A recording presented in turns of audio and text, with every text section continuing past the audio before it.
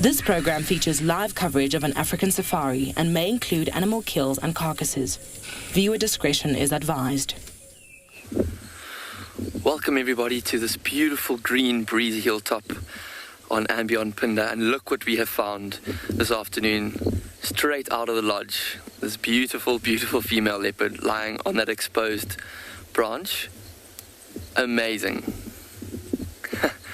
It is such a fantastic day today. We've had so much rain, but now it seems like the clouds have held off and we have been able to be dry since about 12 o'clock. And I think our plans this afternoon are going to be to stick with this leopard. It's amazing to find her early, and it's going to give us a great opportunity to see what she gets up to this afternoon. It's fantastic weather for hunting. It's been raining for the last 3 or 4 days, unprecedentedly hard, and I think she might take this opportunity to maybe see if she can find herself a meal. So welcome aboard your live safari this afternoon.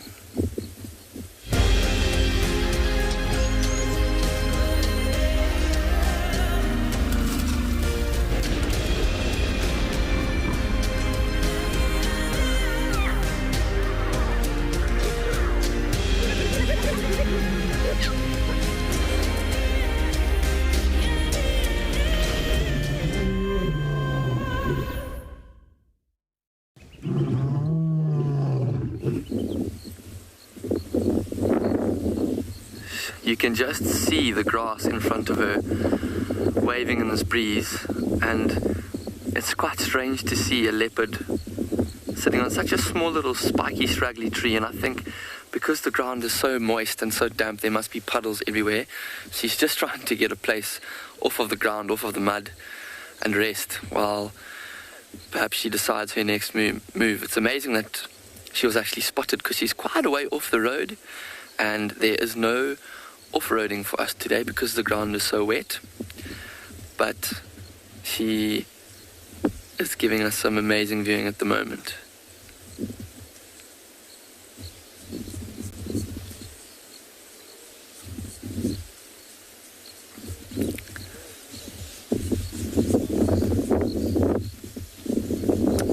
My name is Ross, and behind the camera today is Simon, and we are live today at and Beyond Pinde Private Game Reserve. So this female leopard, we haven't actually got a view of her face yet, and I'm sure she might oblige us soon, because it doesn't look like such a comfortable little branch. She might lift her head, maybe look around and see what she can see. But I've got a suspicion that it is probably the Tabankosi female that we see often in this part of Pinde. This is her territory. She's just becoming increasingly ever more territorial as she gets older. She's about 3 years old at the moment, and she is really looking to stake out her territory here. So we'll have a look when we see her face to see what her spot patterns tell us. If each leopard has a different set of spots or combination of spots on their face, which allows them to identify them, almost like a fingerprint. And this particular leopard has got a beautiful teardrop next to her right eye, and it almost looks like a backwards letter F next to her eye, which is how we identify her.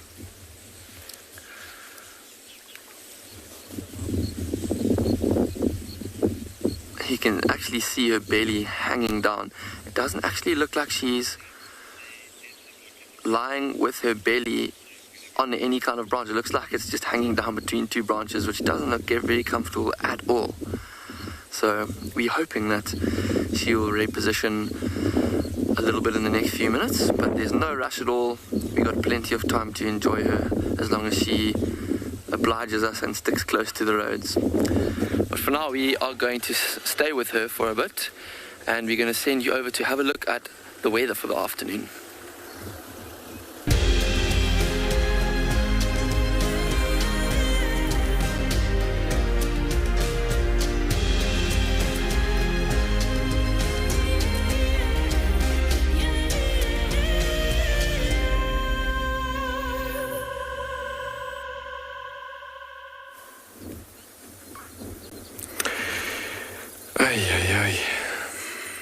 Let's try to pull it tiny bit more forward.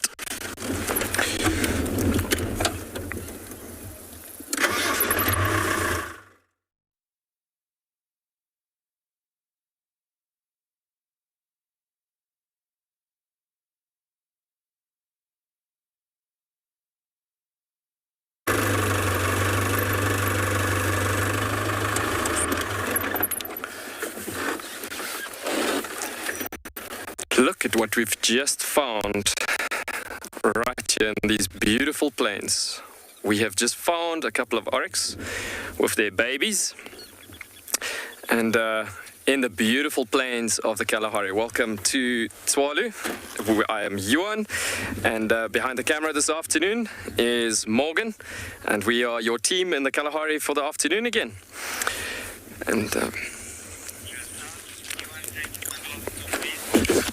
And so, looking at this particular area, it's quite nice actually seeing these oryx feeding in this particular area where this beautiful grasses of the bushman grass in the distance of the foot of the dune coming through in this area. You can actually see the oryx baby being a tiny bit of a different color while they are feeding in this area. As you can see, this oryx baby is just behind the mother's hind quarters there, behind the tail. Now it's quite interesting that this particular color on this baby is made to blend in with the Kalahari sands specifically. So at this age, this Kalahari, specific oryx has been joining this mother after it's been hidden. We're going to send you over to Pinde quickly.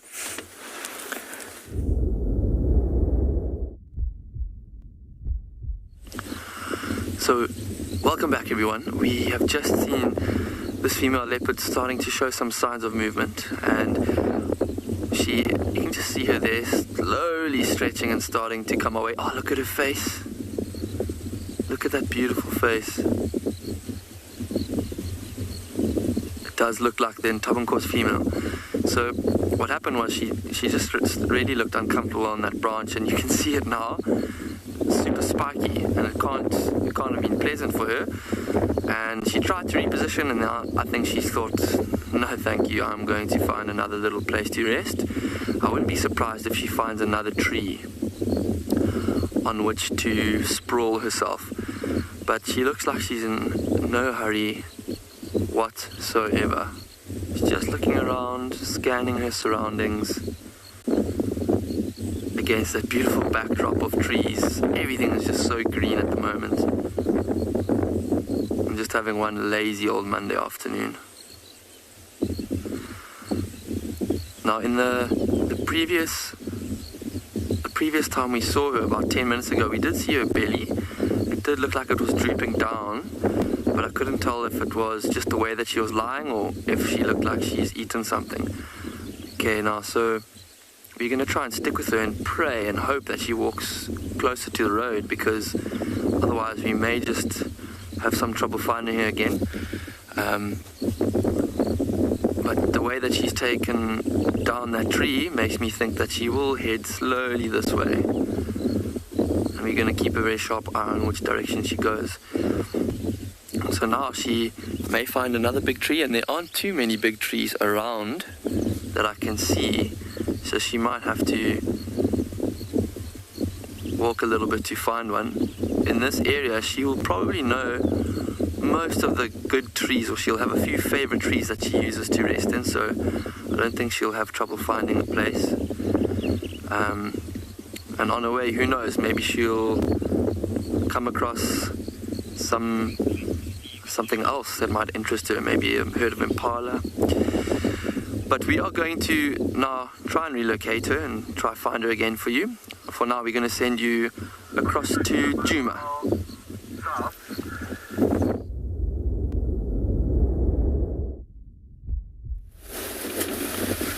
Hello everybody, welcome on board my vehicle. My name is Steve, joined by on camera, and we had a gap in the rain, and the rain has now started again. So now we're going to have to put our flaps down, because this is actually going to be unmanageable.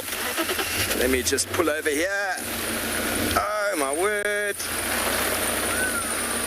Flaps, flaps, flaps, flaps, flaps. Thankfully we have an assistant on board that can help us with the flaps, but whoa! Sorry everybody, but the rain is unrelenting today. And Paul's going to quickly try and cover the car, and we're going to send you over to Tswalu Kalahari with you, Jay.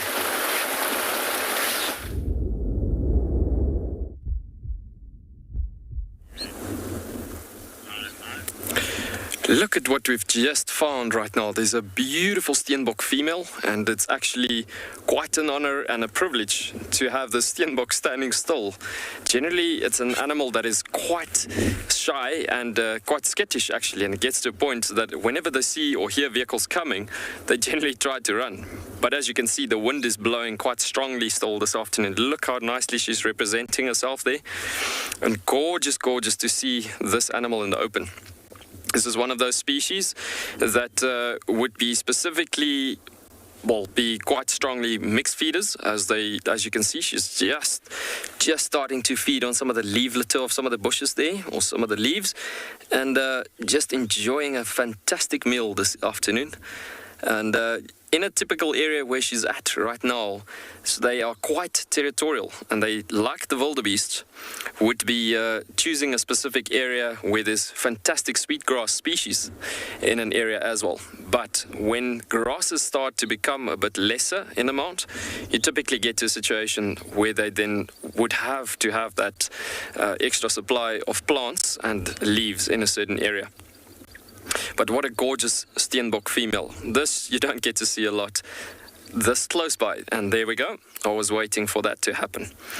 Steenbok is actually animals that is extremely territorial, and the male and female would be specifically in an environment like this mark their territories quite predominantly, and they are married for life. They are a married couple.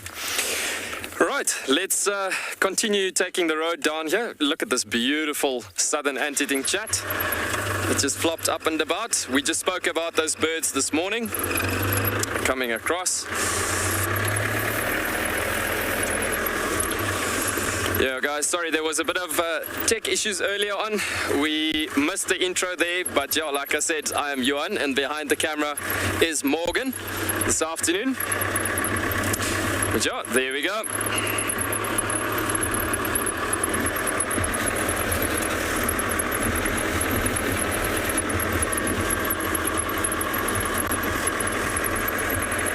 So we've decided this afternoon to come a bit further east and onto the reserve.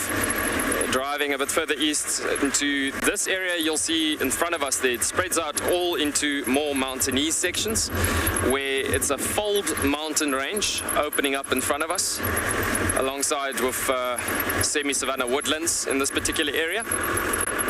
Gorgeous, gorgeous environments. So in this area you could get quite a bit of a mixture between game numbers of RX coming through here. You could easily get a lot of kudu numbers, red hartebeest, and all of those guys could be coming through in these particular environments. So we are keeping our eyes open to see if we can find some lions possibly this afternoon as well. See what we can pick up on.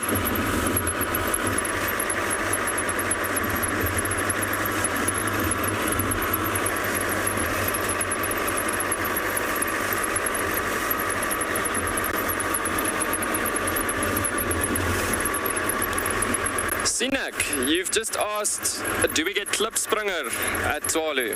Sinek, for sure we do. It's a species that you're gonna have to work quite hard for, actually trying to find them. The ways to find them is hiking on the mountains or sticking to the mountains quite close by on drives, for instance. Now, because I've been on Tswalu for a long time, I know about a few pairs that's in certain areas and so on. They're also extremely territorial, like the steenbok we spoke about earlier. So specifically with regards to that, yes, there are quite a few nice amounts of them actually in certain areas. Yeah.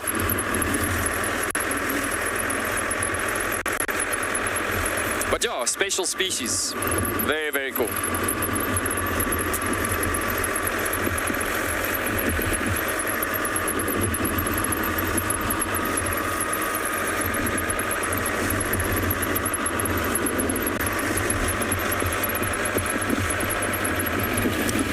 There's another beautiful steenbokkie. Steenbok female that just came out, starting to bolt out. Just running out towards the savanna environment over there again. But that's typically steenbok behavior. Never really staying enough time to view it.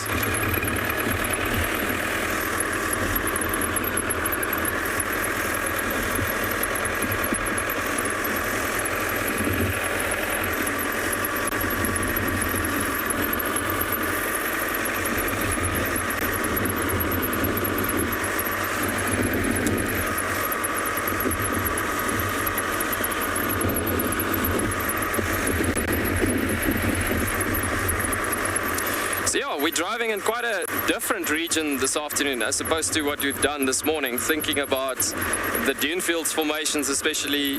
This is quite different as opposed to that. And typically we could get the desert lions in this particular environment, typically because it's the right area for them as they move through this typical type of regions and so on.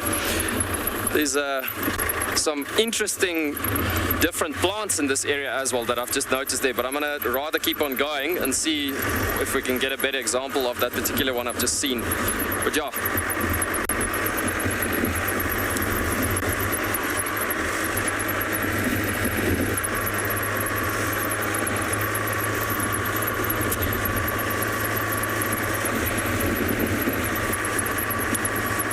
So as you can see, if we look at the mountains in this particular area, it's quite a lot of more mountains coming together in a V-shaped formation in this area. But a little bit more about it later.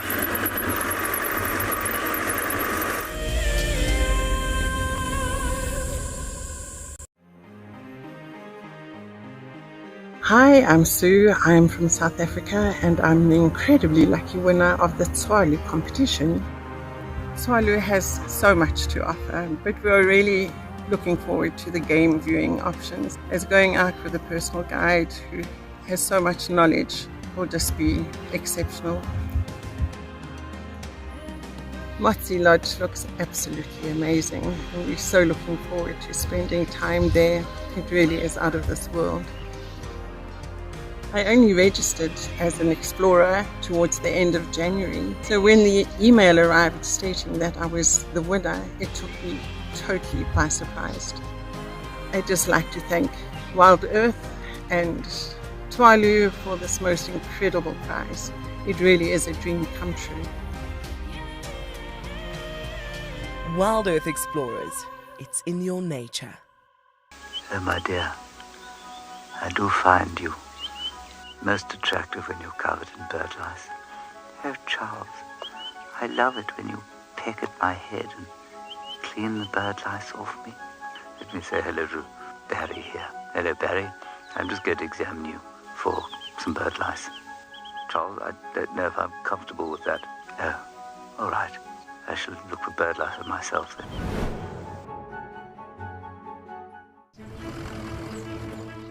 My name is Taylor McCurdy and I work for Eco Training. I love hearing from all of the viewers. However, I particularly enjoy those of you who have been watching for a few years. Your questions are just so advanced and they really get me thinking. If you'd like to ask a question on Wild Earth, you need to register on our website. Once you've done that, head to the live safari page and submit your questions below the live feed. Hello, boy. You are a monster. And he's coming right up to us. Hello, boy. Oh, settle down. Settle down. He is very, very close. He's pushing his trunk against the car. You can feel the car moving. Hey, hey, hey, hey. Stop that. Expect the unexpected here on Wild Earth daily.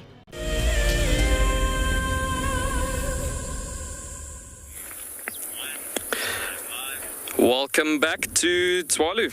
So looking at this particular plant, look at this beautiful, beautiful flowers actually. Now this is one of the ones that I've driven past earlier on that I've actually mentioned to you that has got quite iconic features. So there's a lot of butterflies making use of this particular plant in this area for collecting nectar from this particular plant as it is.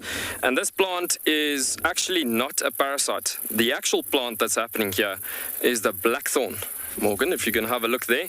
So the blackthorn plant is what this particular plant is making use of to actually live. And so what's happening here is the blackthorn is the host. And this is called wild mistletoe. So wild mistletoe is literally getting to a point where typically birds, like for instance your fructivores or your fruit-eating birds, would eat berries and seeds specifically, and also sometimes they would get like seeds stuck to their beaks, and it gets to a point that they would then get irritated with the seed being quite sticky on their beak and their bill, and they come to a branch and a stem like this and they rub it off, and eventually the plant itself, don't know if I can bend this open a bit here, but you can see there as it grew off that particular stem right there from sucking the moisture from the plant itself. So as you can see there, the mistletoe then living like a bird that just came to sit on the branch itself. But there's something much more broader happening with this particular plant. It's actually, this wild mistletoe has got a different name. We actually call it matchstick mistletoe. Now I'm going to actually show you something here. If you look at that, you'll see the top of this mistletoe flowering point. It's actually got the tip there on the edge that's got a bit of a different matchstick shape color, and then this is the actual matchstick, and this is what it comes down to. But it gets even better. This matchstick, I don't know if you would believe me, but this matchstick could actually go alight as you strike it. So this is the matchbox, the actual leaf blade from this matchstick mistletoe, and then I want you to look very carefully what happens with the tip of this thing. And go. And there's the flame. Do you see that happening? So quite cool actually. It literally looks like a flame bursting open, and then you got the pollen and nectar coming out of there, specifically through this matchstick mistletoe. So, what is the reality about this? I mean, this is the joke that we have, but the reality about this is the bird itself would come past and he clicks the tip of the matchstick like that, and it flips open. As you can see it opening up there, and then it gets to a point that they would collect the nectar and the pollen and then go ahead and cross-pollinate a given area. Quite cool. So beautiful actually looking at something like that existing in nature in the Kalahari. And obviously there's a lot of other insects that would make use of this particular plant for nutrient levels and everything like that. But yeah, something quite cool we've actually seen on the way here. And so let's continue down the road and see what else we can find.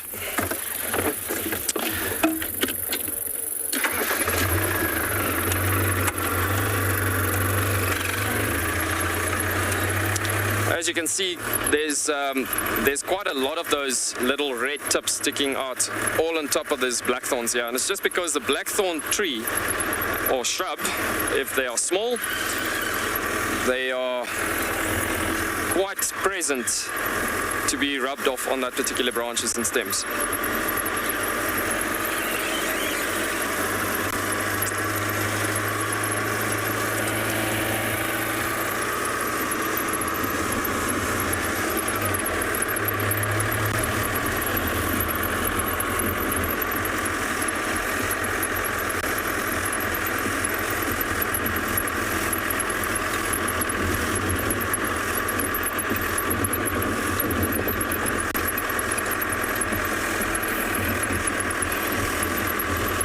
So yeah, the Kalahari holds in quite a lot of interesting features for plants being survival as well, plant survival continuing furthermore for nature to carry on forth.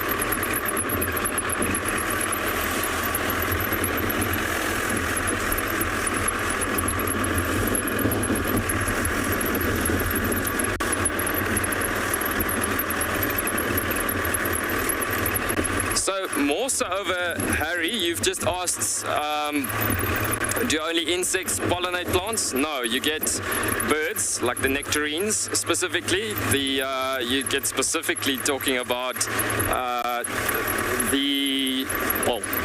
and you would talk about the hummingbirds overseas and so on. But here, your sunbirds, they would do that type of job as well. But yeah, mostly your butterflies is doing that, fulfilling that job most of the time.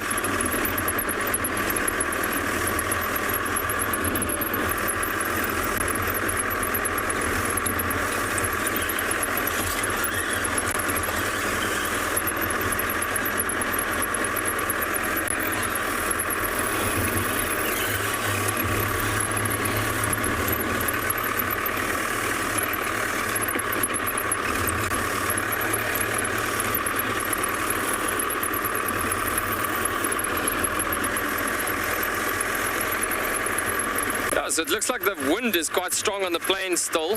So what we're going to do is we're going to work our way back into the thickets in areas closer towards the mountains, further down in that directions and so on. As it's appearing, animals are for this day mostly going to be hiding. So by the looks of it, we're going to work our way towards that directions for the day. As you can see, there's a bit more thicket land up front of us.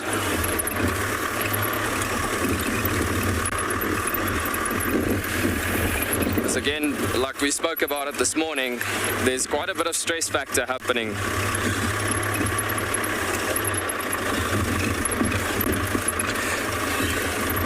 Marta, you just said you can almost not see the road due to the vegetation overgrown it so much. Now, yeah, that's due to the amount of rains that we've actually had. You'll be surprised if you drive, especially in areas that we've literally just came from. It's amazing to see how the grasses, and some of them are even taller than me actually standing up straight. And I must say, I grew up in this province the Northern Cape province in this particular region, and I've never in my life have seen grasses the height that they've actually become now. And some of the vegetation has got the potential to actually cover roads badly. Quite hectically. But yeah, it's an honor and a privilege to be part of something happening like this and being able to experience it like that. That's pretty special.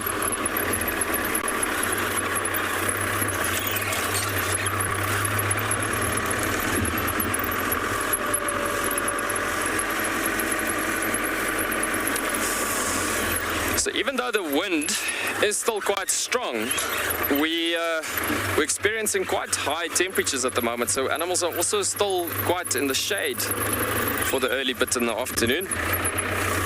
So we're gonna try work our way back in towards those directions. But coming back to the vegetation itself, in this particular environment, all these beautiful white tufts that you see as we're driving through this area, beautiful shiny white tufts. Now that is the iconic grass species of this particular environment. These beautiful white shiny tufts that's coming through in this area. And you'll see these ones right in the middle of the road there, as you can see it.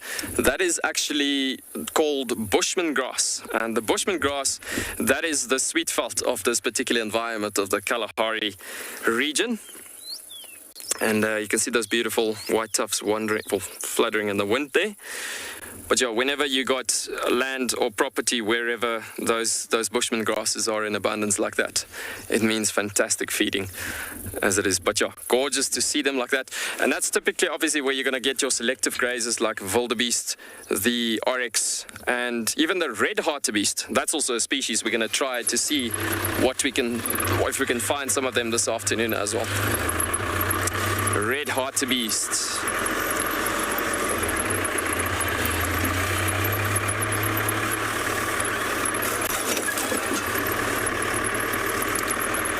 So we're going to send you over to Pinda with a couple of zebras.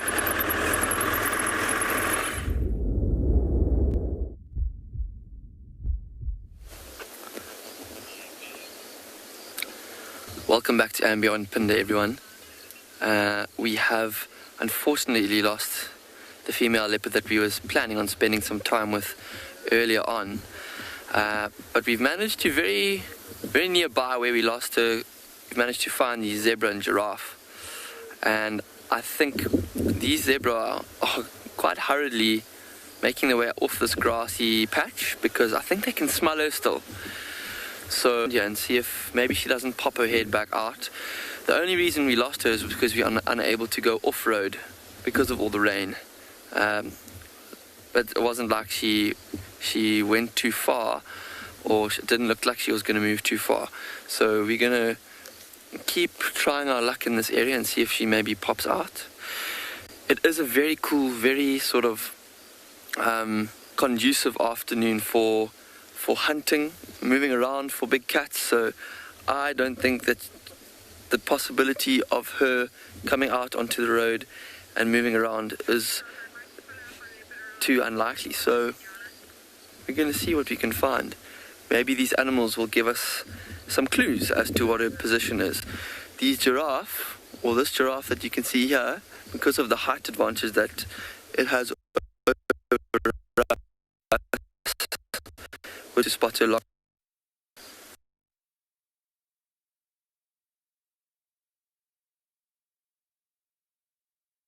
So look at that giraffe's just scratching an itch that it has on the side of its face.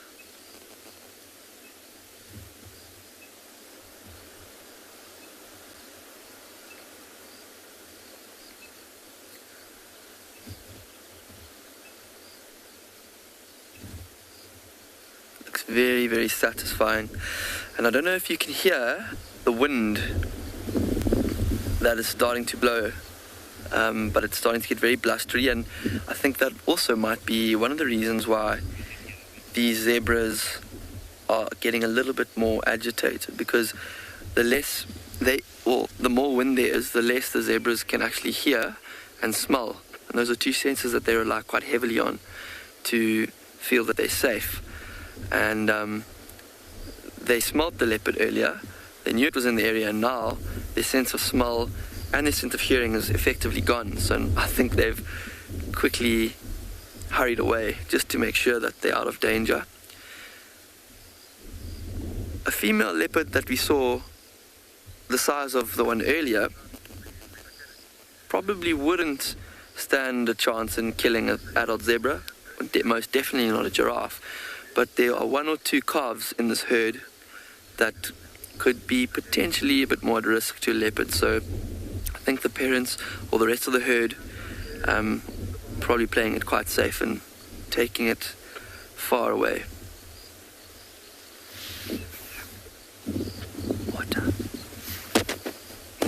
But we've got an amazing view from where we are, and Simon's just going to pan across to show you what we're looking onto, and you see that beautiful patch of glimmering water in the distance that's shining quite white.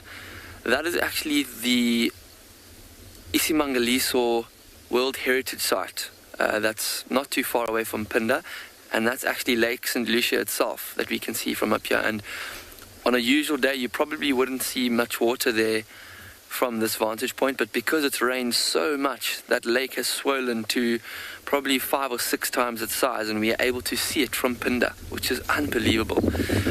And beyond it, you can see on the horizon what looks like a mountain range that's quite dark against the clouds, and even some rain.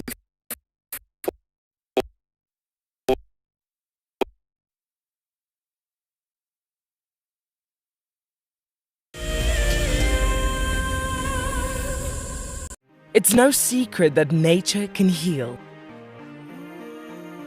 Some of our Wild Earth viewers are finding solace in the outdoors close to their homes during lockdown. This is how I keep myself busy during lockdown. Beautiful little jumping spot. I love walking in the open spaces near my home. Provides a moment of peace in a crazy world. This is my fire escape with some of the birds I get to see. That's what it's like in New York City during lockdown. Being in nature helps me to cope with the challenges of life and helps me to be humble and grateful. It's magical watching everything turn into a winter wonderland as the snow softly falls. Been doing lots of walking, dog walking, outside at parks. This is my Ridgeback Drake. Our little slice of paradise is a provincial park called Hopewell Ross. Connecting with nature is critical to stay positive during these tough times. Wild Earth encourages you all to find time to escape to nature. We stopped as the dusk was settling, and there was a zebra mare underneath the bush. She was lying down. We didn't really know what was happening, and then we saw it. Everybody, there's a zebra giving birth there. There's a zebra giving birth. This is a zebra giving birth. Look at that. Look at that. Oh, you clever mare. Well done. It's born, everyone. It's born and it's alive and it looks fine. This was, of course, an unusual sighting. Normally, herbivores like impala and wildebeest and zebra will give birth during the middle of the day. This is when their predators like lions and hyenas are fast asleep. But as this little foal took its first steps, the dying embers of the day had just gone over the western horizon, and it was just the time that the hyenas and lions were starting to get active and go out foraging. This is why we didn't light up the sighting, of course. It may have compromised the zebra's eyes and at the same time attracted those hyenas and lions to the activity.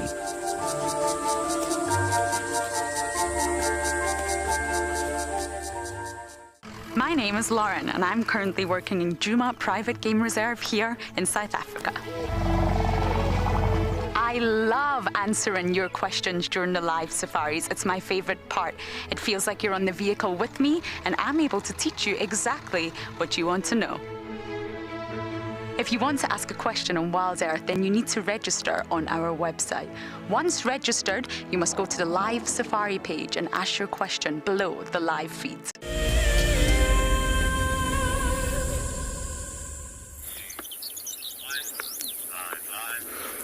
And so we found most probably the first herd of impala in the first couple of days, actually. Impalas, there's not a huge amount of them in the Kalahari, but yet in the green Kalahari, as we spoke about it this morning, it does support quite a lot of life in this particular region. So you do get the odd situation every now and again where you do get impalas in this particular region, but mostly along the mountains and the valley sections in between. But now, as we spoke about it earlier, there's some more movement, obviously, in amongst the thickets and in the mountain sections at the moment due to the wind in the plains being a bit of a limiting factor. but yet there's our first herd of impala. What I'm going to do is I'm just going to pull past this bush a bit forward and just see if we can move a bit forward. Actually, you can see how that impala is just pushed up to the top of the branches there. Just see how he's trying to feed on the top edges of the branches. There's a couple of more coming out. Now, what this impala herd is doing around here is, you can see this is all males. And so what's happening is that as they're all representing, literally having horns in this particular area, you can actually see that they're all just in what you call a bachelor unit. And this bachelor unit, they're all just standing strong together, helping each other out. And it gets to a situation that they protect each other for more eyes in the particular environment, for safety numbers, as you can see. But yeah, eventually, once we get to breeding time, which is typically, again, for most of your, well, for most of the time in the year, it gets to about, for most antelope, to May, well, specifically over to May, June, you could get some of the animals, well, antelope mating, and especially the kudu. You would get those animals would be starting to mate in that time. But anyway, so if it gets closer to that time, it gets to a point that these bachelor herds would sometimes start to challenge each other. And then the winner male would literally become a territorial male in this particular region of females in a given area. But yeah, beautiful to see impala males like this in the Kalahari as well. So impalas are such, well, widely distributed animals all over Africa that you do get a small population, like I said earlier, that has leaped into this section of the Kalahari as well. But not something you see every day in the Kalahari. Pretty cool.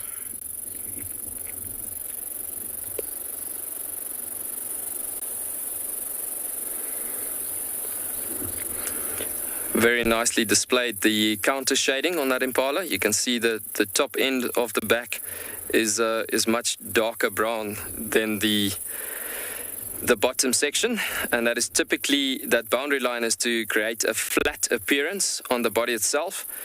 And especially impala being mixed feeders, feeding on the grasses in a certain environment as well as the leaves on the trees in this area, they would blend in with that flat appearance to that given area. And typically when animals like lions come through in this area, they would sort of battle to actually see this, to individualize and see, individualize on a specific one and saying, well, this is one I can see and this is the one I'm going to go for. So it's one of the mechanisms for survival for this particular species as well in this area.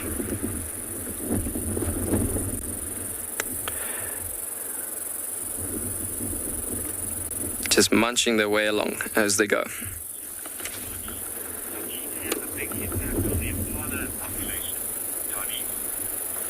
Donnie, you've just asked a very cool question.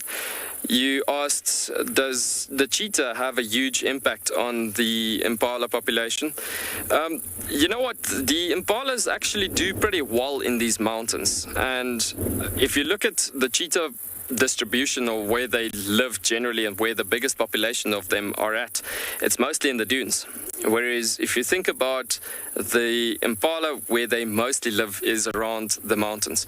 You could get every now and again cheetah passing through those valley sections where those impala live, and yes, they do get taken down every now and again by a cheetah here and there. But the bottom line is, yeah, the cheetahs, they focus more on springbuck and young other animals and so on in the dune fields, for instance, where they typically live.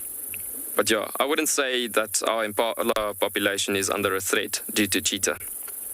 I would say the dogs, every now and again, being quite flexible with where they need to go from areas and time to time, it gets to a point where they could sometimes take impala down as well. But impala is a sharp antelope. Eh? They got extremely good eyesight. If you look at those eyes and the ears focusing on that particular area where that specific male now is looking back to the south, you can see the eyes are situated sort of on the sides of the head, typically for your herbivores, because that eyes, as he's looking like that, as he's turning his head now, the eyes are on a I want to say like a all way around the head type of vision, with that eyes being on the sides of the head. So if he turns his head, he can look all the way around him, seeing from all different directions. Obviously, with fantastic visual being all the way around, he could actually see then or know about animals coming from a long distance from any direction. But at the same time as well, they've got fantastic hearing as well.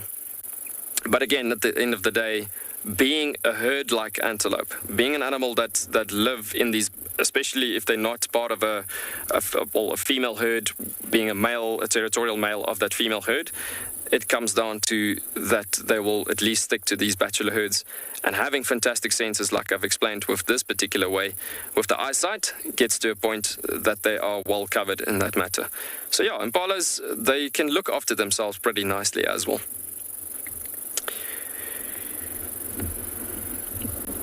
As opposed to your predators, you would find that their eyes are obviously to the front of their head, being more of a binocular vision, being for long distance scanning.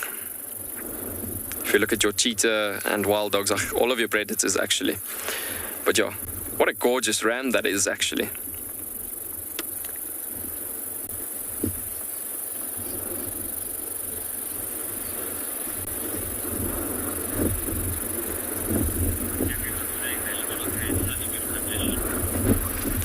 Everybody's actually commenting, saying they look like they're in such good condition.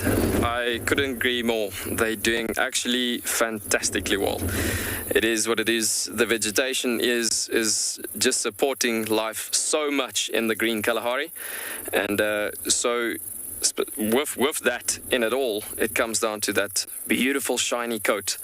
And this is not just an impala, especially as well. I mean, you would think this impala would be looking a bit smaller, but indeed, it is actually doing really, really well. And it doesn't say that they don't belong here.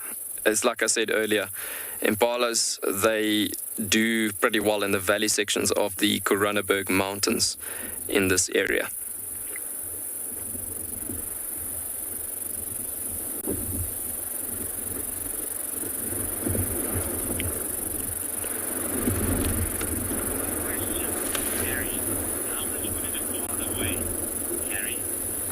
So Carrie, you've just asked how much would an impala weigh? That's a very interesting question. Now, if you look at a life-size impala like that, for instance, you would be looking at something like anything between 45 to 55 kilograms, and then obviously fully grown. Now this is a young male that we're looking at right now, but they can get much bigger than that, even with a nice horn spread being flaring out to the sides, and a body even becoming a bit bigger. So you could easily get that body going up to a good, you can even push it to 60 kilograms actually. But yeah, they do really well. And obviously with conditions like this, oh, look at that. He's actually showing off for us a bit. Conditions like this, they can maintain that nice weights actually. The average weight on them is roughly around 45 to 50 kilograms. But a medium-sized antelope to a small-sized antelope. Because obviously, if you look at other antelope, they become like antelope, like the like kudu, for instance, roan, oryx, eland. All of those are much heavier. So this is why this is classified as a small to medium-sized antelope.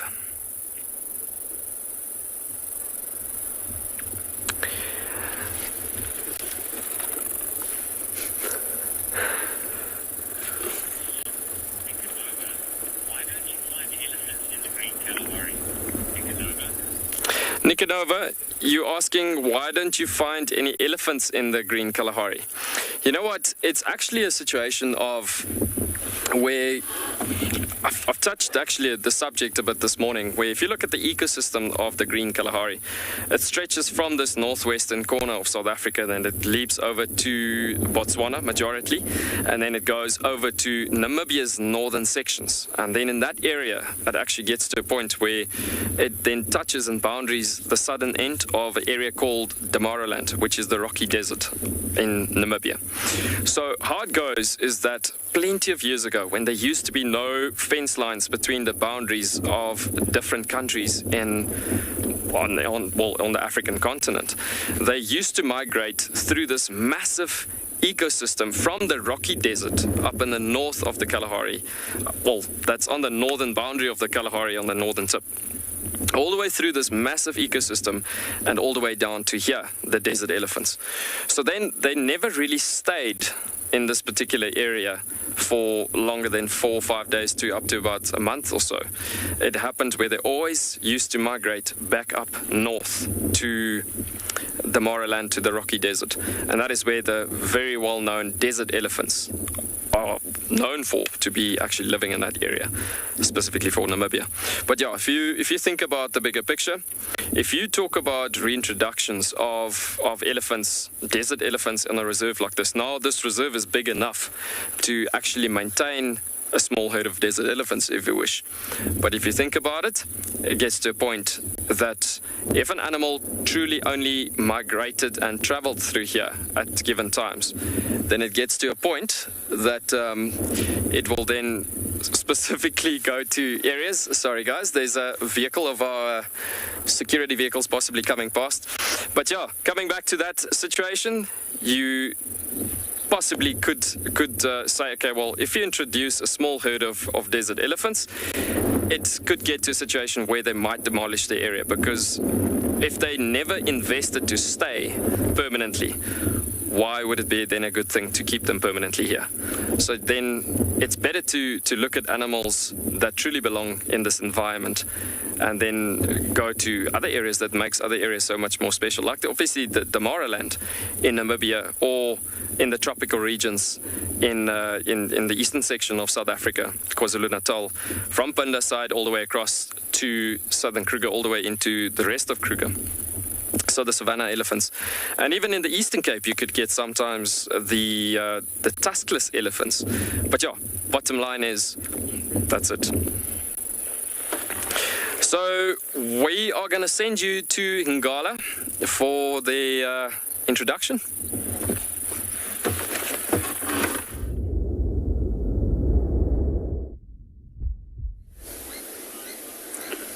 Good afternoon and welcome to And Beyond Ngala, everyone. We're very wet and Beyond Ngala at that. This afternoon we've come out, we've just had a little bit of a break in the rain, and we've come out on the southern side of the Timbavati River, and we've managed to find a few male impala, which I think is one. Oh, they got a little bit of a fright there, name of the game today. You can see that big impala ram, the older one moving to the right there, quite a beautiful one, and you can see how clean his coat is with all the rain that's fallen. They really are looking lovely this afternoon. See how his head's right down, eating some grass there, and the younger male as well, both feeding. See how their heads occasionally pop up to just keep a bit of a lookout of what's going on. But good afternoon again. My name is Nick, and behind camera this afternoon we've got Odie. And yeah, it's a really beautiful day out here. We've had rain the whole day. The river has unfortunately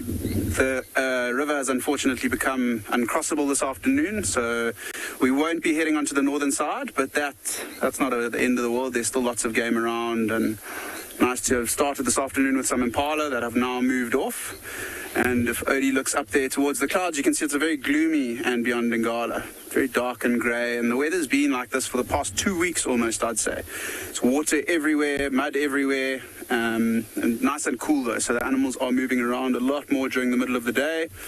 Makes them a little bit more tricky to find. And it's been interesting, the weather. There's been rains, sort of feels like you're out at ocean. There's squalls of rain coming through, quite big downpours, and then it clears out beautifully, and it actually heats up quite quickly. Our plan for this afternoon, we're gonna keep driving around, see what we can find. We weren't out this morning, so we don't know where the animals are and where they've been moving, but we really are hoping to find something interesting. That lioness that we've been viewing the last couple of days, the Birmingham lioness with her 3 young cubs on the Tswalu River, I'm sure we all got a chance to see them. I'm hoping that the mother was able to move those cubs away from the river before it has increased so much. It is a possible threat to them. There's a chance that they could get washed away by the floods, but we'll be crossing our fingers hoping that they don't. I don't know if you can see it in picture, but it is starting to rain again. It's another one of these little squalls coming through, and the impalas don't seem to mind it too much. I think the rain has been a blessing for them this year. See how thick that grass is where they're feeding now. Even in the middle of the road, that impala ram is feeding on some grass. But for now, we're going to keep seeing what else we can find this afternoon, but we're going to send you over to Tswalu for now.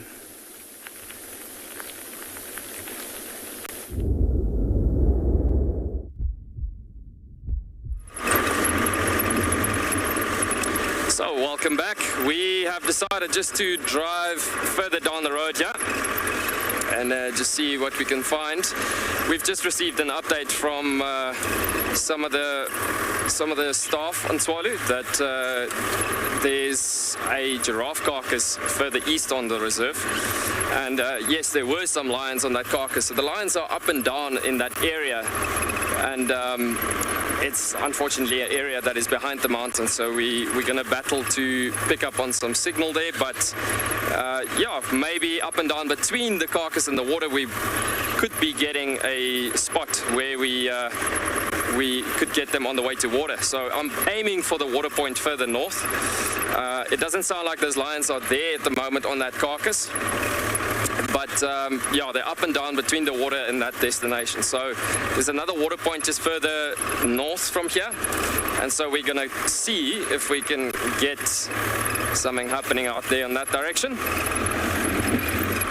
We're also gonna get a very beautiful view as we're gonna come up to the dune top up front.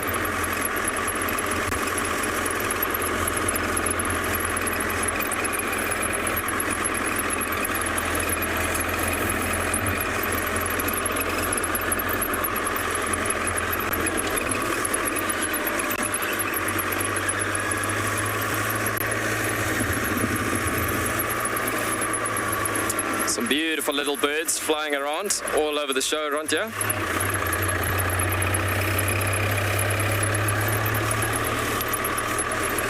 Lena Louise, you've just asked how many species of antelope is on Tswalu. That's a pretty good question. You'd be surprised that there's well over 12 different species on Tswalu actually, and that is obviously from small species like steenbok all the way up to species like the eland and your spiral horned antelope specifically. But yeah, yes, there's quite a nice diversity on this particular property. It's just because the green Kalahari supports so much life in this area. Look at that gorgeous view that we're literally coming up to right now. Just stretching out in the distance.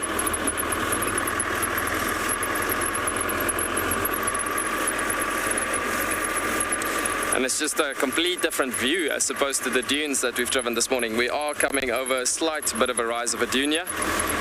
But yeah, looking at the hills coming all across with this mixed environment in this area.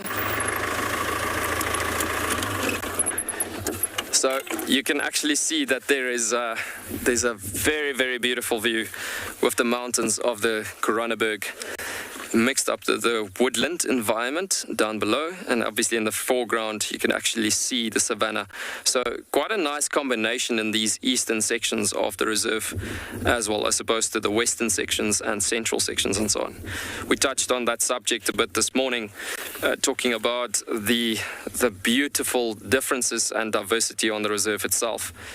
And that obviously giving us the availability to have a nice diversity of different species. That is what makes the green Kalahari so unique as well. There's a lot of deserts in the world that you can think about, like the Atacama Desert, or I'm just naming them, but you're thinking about the different areas, the different places that you can go to, where that specific desert would give you something that is quite unique to that particular environment, one specific thing or so. But yeah, you're thinking about an environment like this with 4 different ecoregions, giving you that vast diversity of an area like this. And obviously a vast diversity of different species. Then coming back to your question of the antelope species.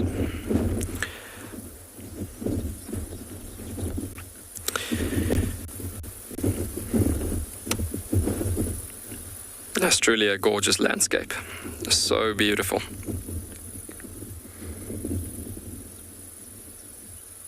And that is what makes South Africa so special as well, because you're looking at an environment like this that is announced as a desert, or semi-desert environment rather, and then you go to, for instance, the evergreen forest environments in the eastern section of the country, and it looks completely different again. And then you go to the savanna environments further northeast in the northern sections of Kruger and those areas, and then you get the foresty areas far north to the Limpopo borders and so on.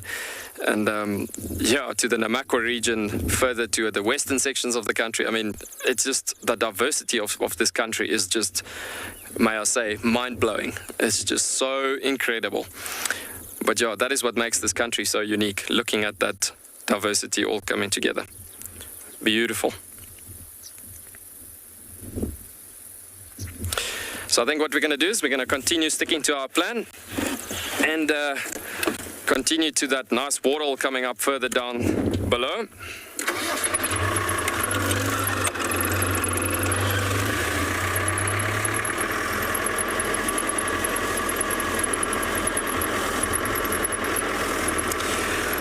Balto, you have just asked if the grasses that we're literally looking at are ever used for weaving. There are some of the birds in the environment, if you mean weaving like weavers' nests and that sort of thing, yeah, for sure. Like you can see the finger grasses. If you look at this particular area, Morgan, I don't know if you can focus on the inflorescence of some of the grasses, or you can even come to my right hand side. You can see, look at that, typically the finger grass, and this is quite a hard stemmed grass as you look at it like that.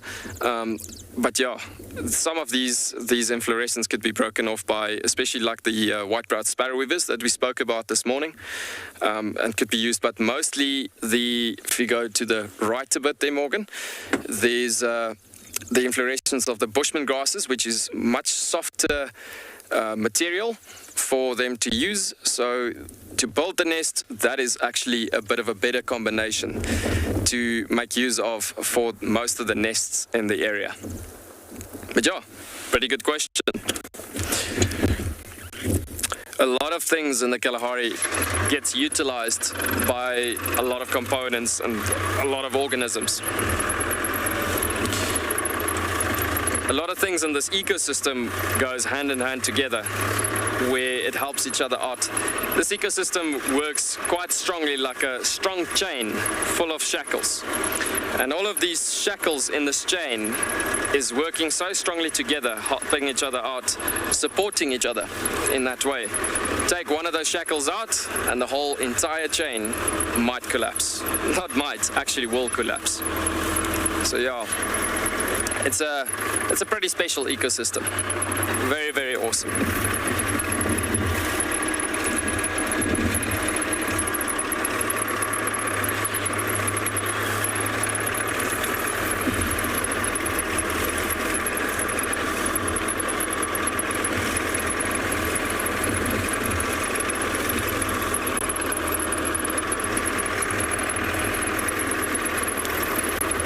A lot of these larks actually flying up and down from the road in front of us, and what they're doing is, as we're driving, we're actually disturbing some insects actually from the grasses and so that's on the edge of the road, and they actually often fly around us as it is to catch some of the insects that's flying up as we go.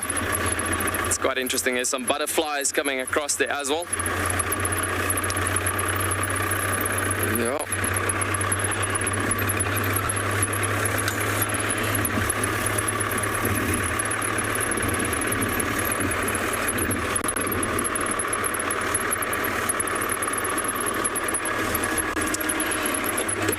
check the branches of this beautiful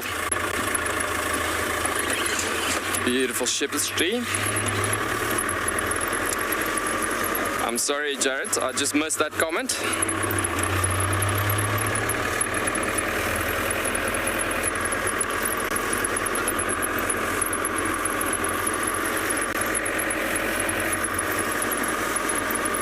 Could you hear that, Morgan?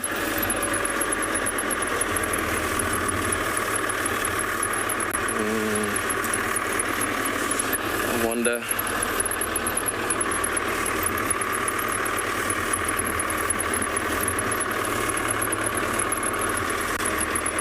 Wonder if they're going to be losing us.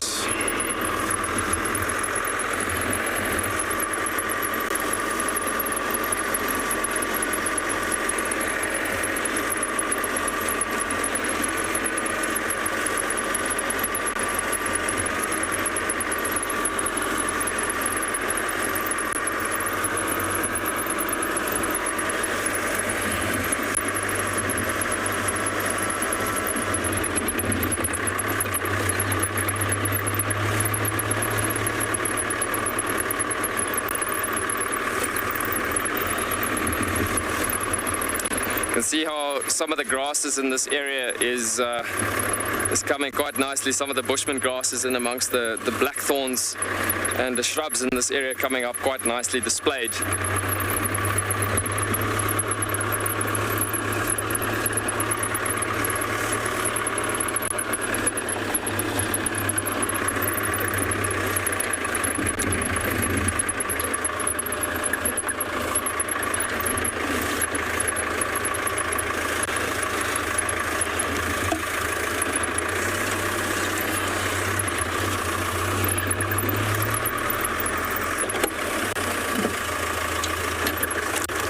Look at what we've just found.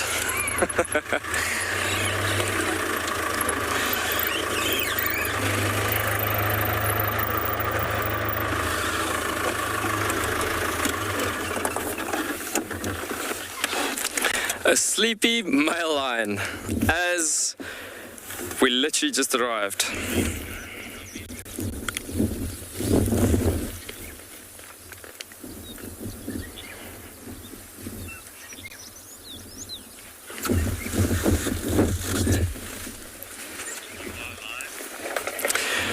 So beautiful as we just spoke about it. I'm very glad that myself and Morgan made the decision to actually continue coming down this road. As I said to you, we literally had that giraffe carcass about another 6 kilometers to our east here, and that giraffe carcass between there and this water point.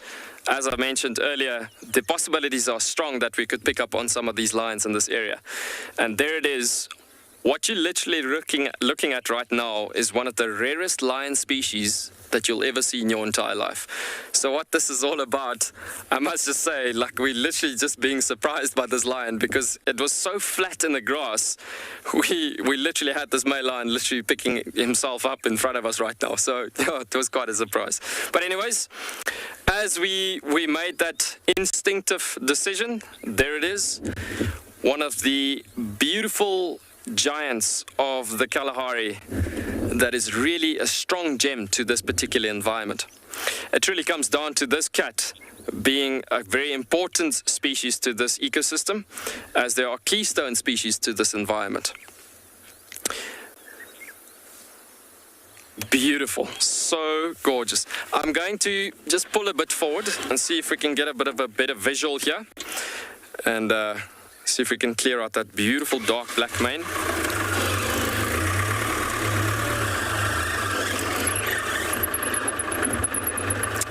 Morgan, you can tell me if you got a bit of a better visual there.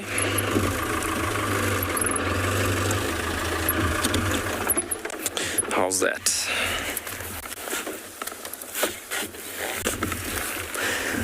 The light's a bit hectic from the side here, but the thing is, it looks like this is our clearest open view in this particular spot. It looks like this guy literally just came from the water, which we spoke about, and then came along towards this small little shady tree here and just flopped down on the edge of the road. So what's so special about this is looking at, oh, bless you. Most probably got a bit of a grass seed, of the high amounts of grass seeds in the area, in his nose and his nostrils there most probably. So what makes this lion so special to this particular environment is the simple fact that you're literally looking at desert lions being, their numbers dropping quite dramatically in Africa. And the reason being to that is just land loss of habitat, as it is mostly what it comes down to. And plenty of years ago, there used to be quite a lot of numbers of desert lions in Namibia itself, and even to central Kalahari Desert, and even Kalahari Transfrontier Park in those areas, you would have had a situation where there was quite a lot of them roaming in that area. But yeah, unfortunately, it is what it is. Mankind takes over certain landscapes and areas and so on, and some of the animals' numbers do come down due to land loss. But yeah, coming back to Tswalu specifically, this is one of our main high-profile species in this particular environment. Reason for that is because they are so important to this ecosystem. Coming back to why they are keystone species, being an apex predator, is that they control the population of not just your herbivorous animals or species in this environment, but it all comes down to also the bigger picture of controlling other predators and themselves as well. And so it creates furthermore a bigger, comes down to also the bigger picture of controlling other predators and themselves as well. And so it creates furthermore a bigger, better balance system. Lions much bigger than your average lion. Chance to win regular travel prizes. Wild Earth Explorers, it's in your nature. Converging game path will invariably lead you to a water source, but treat all water as suspect. One of my favorite ways of purifying water is to filter out the particulates. And by just filtering it through your sock, you can clear out most of those. You can put water into a snail shell and you can boil it over a fire or using a chemical like chlorine or colloidal silver. My name is Steve, and one of my favorite things at Wild Earth is getting questions from you. The type of questions that I really like are those ones that really help us to unpack and understand and really integrate the ecological knowledge and fully appreciate the importance that animals such as these Cape buffalo bring to the ecosystem. If you want to ask a question on Wild Earth, you're going to have to register on the website. But once registered, just head on over to the live safari page and enter your question under the live feed. Guys, just watch what's happening. See, watch the elephants, watch the lions. See, the first ones to run are the cubs. Can you see them? They are right here. I'm not sure how scared you were, but I was quite nervous. But absolutely incredible. Expect the unexpected here on Wild Earth daily. Hi, I'm Kyle, and I come to you live every day here from Tswalu Kalahari in South Africa.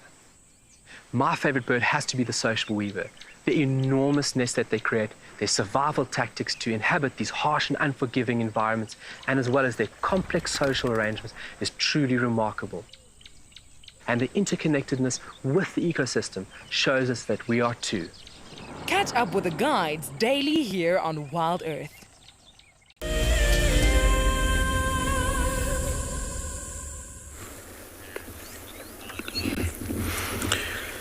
So here we're just looking at that dark mane that we were talking about earlier on. As I said to you, there's quite a bit of researchers that's been doing quite a bit of research on this particular well, shall I say, structure of black mane on the Kalahari lions. You could actually see quite a lot of darkness on the outer coat, but even on the inner coat, it's got two different types of layers on this coat. And the findings from these researchers are that the outer layer is almost acting like a cage or sort of center of attraction from the dark color as it is, catching up this sharp intensity of sunlight as it is. And then the inner layer, it almost reduces the temperature towards the veins that flows along the neck, which is coming from the heart, being flowing with the arteries up to the brain being the most important organ of this particular animal, or of most animals in the Kalahari. The brain is the most important organ, and it gets to a point that if that brain is cooled down by oxygenated blood, just because of the function of the mane being present, then it gets to a point that this animal is functioning perfectly in this hot, dry, specific ecosystem as it is. But yeah, that is why the Kalahari lions, by norm, have got such a beautiful dark mane. It's one of the adaptations that they have. But the other thing is, I mean, you get other lions in Africa that's got quite dark manes as well. But it's actually got a funny, interesting way of thinking and looking at it as it is. I don't know if you ever heard about the saying where people say, you give me grey hair, in the case of human beings. And so human beings that goes through a lot of stress in their life, and unnecessary stress, and shall I say, a lot of confrontation in their life, it gets to a point that they actually it has an effect on your heart, and furthermore, it has an effect on your pigmentation of your hair, and you could actually go grey, if I could put it that way. So, coming back to lions and pulling it away from humans, a male lion like this, in this condition, sleeping flat out, it gets to a point that this animal, being in this relaxed position, could easily be surprised by a random male that comes and walks into the area. And so it gets to that point, if that random male walks into the area, that sudden, well, you get to a situation where that sudden surprise is surprising him so much that there's a sudden rise of testosterone shooting sky high through the rooftops. And that sudden surprise gets to a point that it has an influence on the pigmentation of the fur and the coat of the mane. And so it comes back to what we spoke about humans being grey. So it is with lions, the mane just becomes dark, pitch black and dark in color. So yes, it is. You do get male lions that will become much darker due to a lot of confrontation over time as it goes on. And the more confrontation they get, the more darker the mane possibility could become. But it doesn't get nearby the darkness level of what Kalahari lions could get up to. Reasoning behind that is because you get the Kalahari lions, the true bloodlines of Kalahari lions, gets to a point that you get overall the body, it's quite a dark appearance. You see lions that you have seen on the show even before and whatsoever, and for those of you that likes to travel on safari as well, you would have seen lions before appearing quite golden in color, golden, yellow, orangey colors and so, whereas this is a very dark appearance. Over the entire body, you will get a fine tint of dark hair coming over. But then at the end of the day, coming back to the mane, you got by norm the dark mane as to obviously that adaptation by normalities is how they survive, and their survival mechanism through that mane and temperature regulatory systems. By norm, the mane will become darker because of the true bloodline having the influences on the genes, and that obviously influence the pigmentation on the fur itself. And then on top of that, you get the confrontation structures happening that would then obviously color the mane on top of the gene coloration, if I can put it that way. So it's two coloring factors that comes and plays a bigger role in that matter. And that is why the Kalahari lions are so beautifully, darkly, impressively looking, if I can put it that way. Jeez, guys, this is an absolute blessing just to see this animal representing himself like this to us.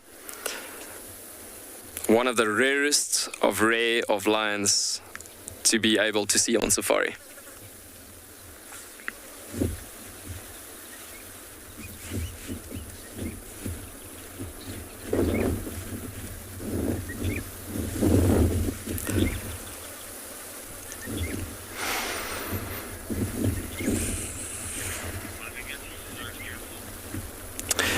Yeah, no, I couldn't agree more, for sure. He is so stunning looking. Look at that impressive looking mane there as well.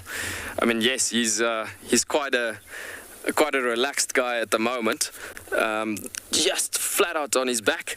And lions typically do this to open up the flow of their digestive system lying on their back. And this you get in Kalahari lions, you get this in average normal African lions as it is. But yeah, quite interestingly enough, they do this to help the digestive flow and ease things out a bit. It's the same as us going to a good restaurant and you eat a nice piece of steak, and you go back to home. You feel like you just wanna carry on horizontally on your bed, and you literally just clear out the digestive flow, and you feel a bit better. It's exactly the same thing happening. To explain it in an easy, common way, that's how it goes. So he doesn't do that unnecessarily. Just by coincidence, if I can put it that way. It's literally just what it is. It's how he helps his digestive tract itself.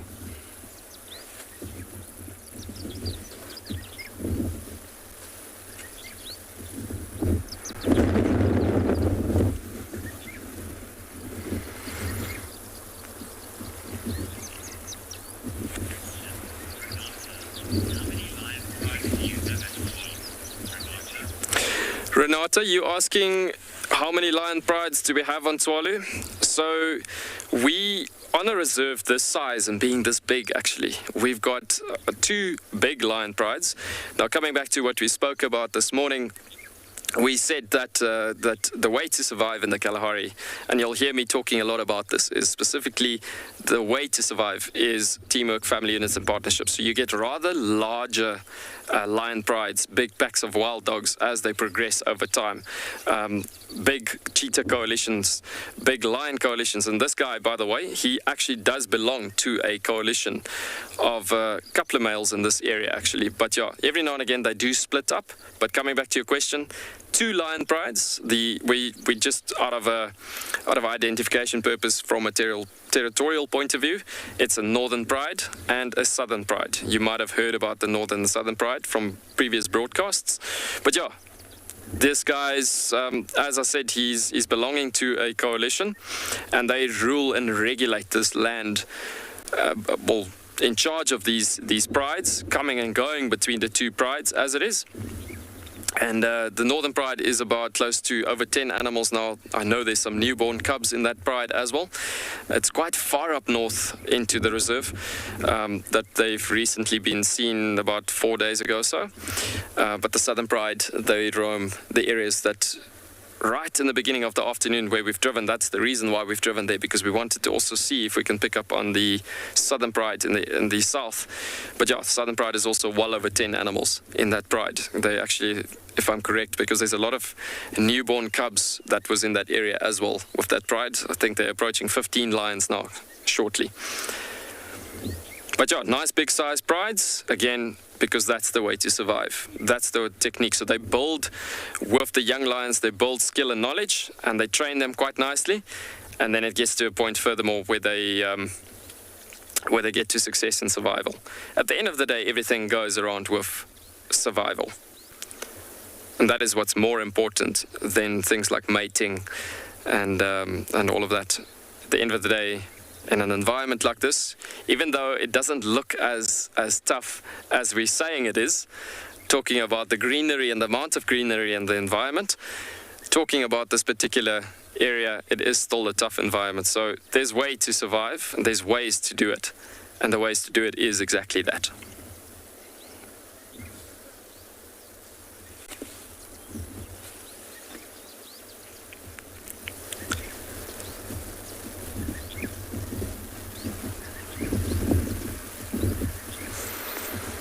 So lions can sleep for a good 16 to 20 hours a day. And the reasoning behind that is because they have such a high diet in protein that they need to sleep the right adequate amount of hours to digest the right amount of protein. So for whenever they get active, they have gained the right amount of energy for the next time when they get active. So in the Kalahari, they do sleep also quite a bit, but I would suggest we stick with this male lion for this afternoon, because yes, it's still quite early in the afternoon. especially out here. But I'd say because this guy is part of the coalition, he's gonna maybe contact all a bit later on towards sunset.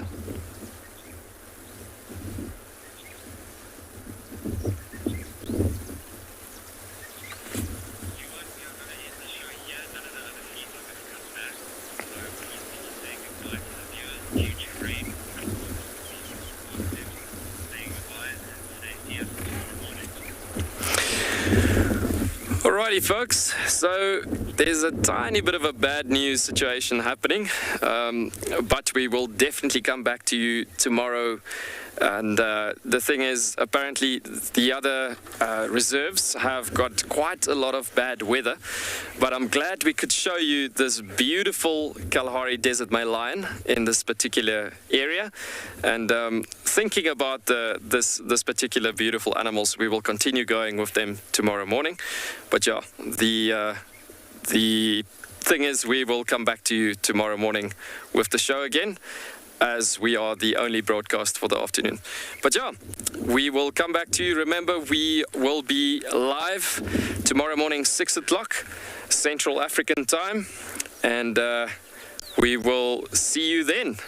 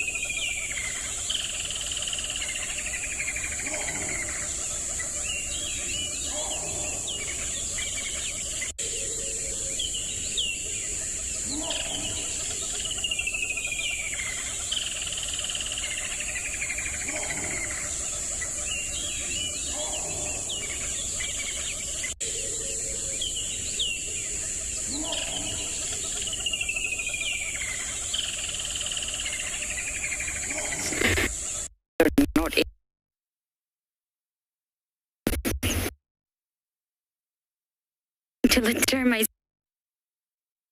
cats for you all.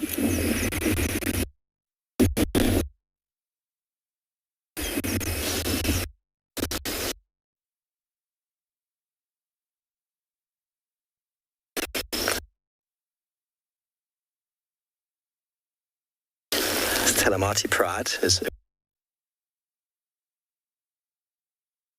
manning the dam camp today. The lions are all behind you at the moment.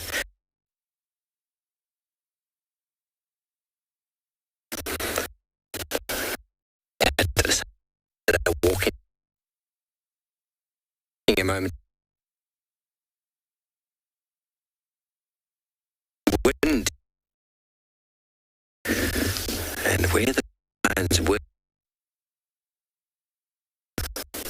to pick up on the buffalo from here because we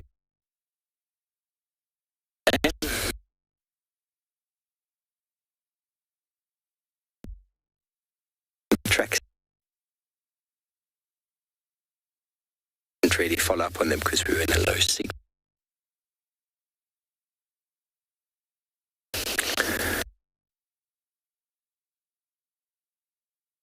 Back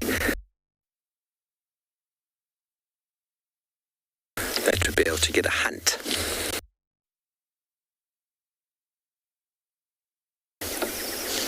Really nice.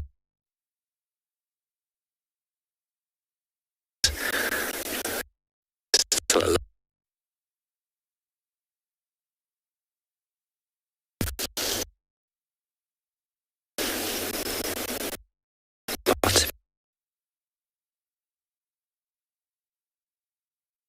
Salad.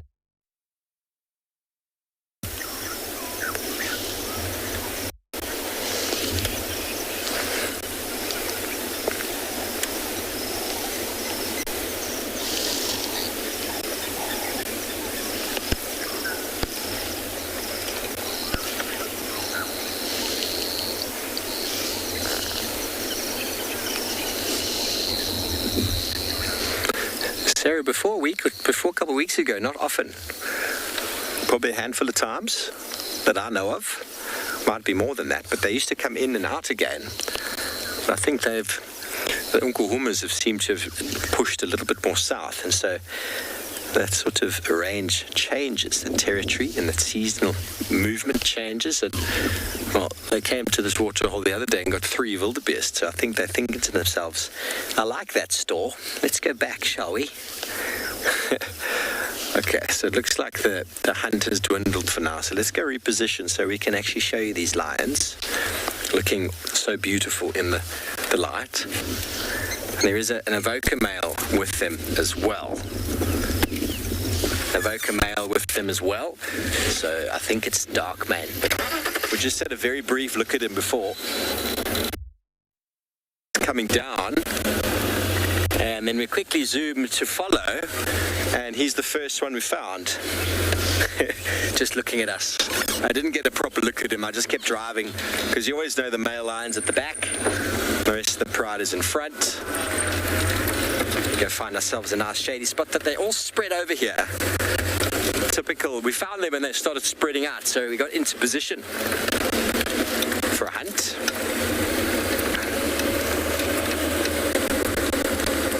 Right in front of Wetela Lodge. So if you were a guest right now, you could be sitting on your deck here watching lions moving through. No guests in camp at the moment. We're just going to position so we're not so in the sun. Unfortunately, that's going to be tricky. There we go. Now, it looks like Blondie, to be honest. He's at the back over here, the big male. At my 12 o'clock, you should see him there. There might even be 2, but I can't actually tell at the moment with the way he's sitting. At my 12 o'clock, bless. There we go, at the back, the big one. Here we go, there he is. It's hard to tell at the moment. They've all grown so much, the 3 evokers. I saw a video from Simbili the other night.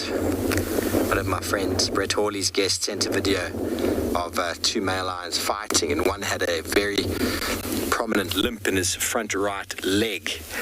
And I'm pretty sure that was Dark Man. He was getting a little bit of a beat down by a male I didn't recognize.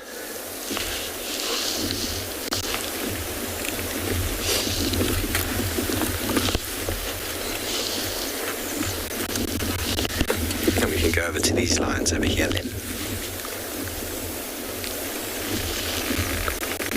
The whole Talamati pride. Okay, well, we're going to stay with the Talamatis as the wind is gusting and blowing in their face. I'll count to see if they're all here. In the meantime, we'll send you over to Punda and beyond Punda with a bird.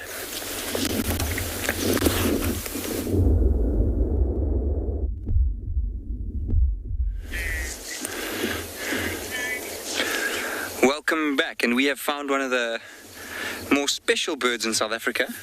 So, with Punda being located up here in Zululand, we are quite close to the Indian Ocean, where in southern Africa, it's probably one of the more southerly regions that we get blue-cheeked bee-eaters, and that's what we have here.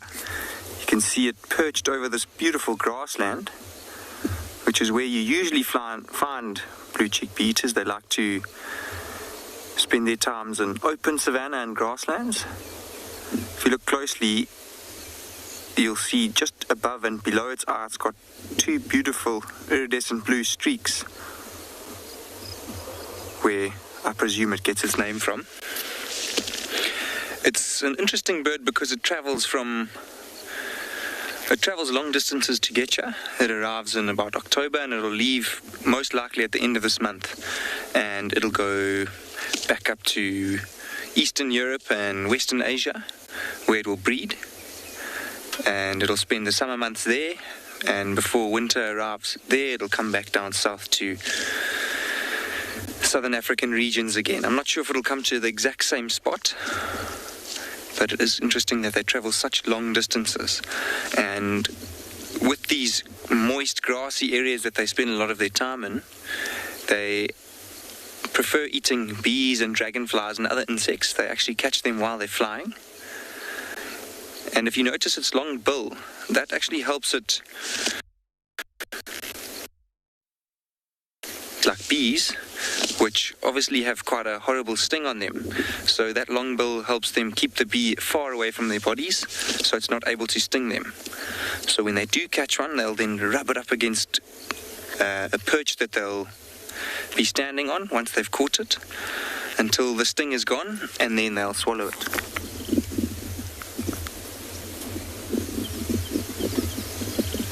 You can see it's got a beautiful yellow throat, which then turns to a more browner color as you go further down. And a lovely olive green color on the top of its back.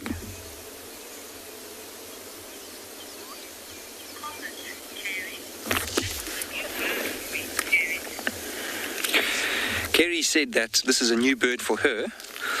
Although I have seen it here on Punda a few times, it's one of the less common birds that we get here on the reserve. Because it's such a specialized bird, you don't find it all over the reserve.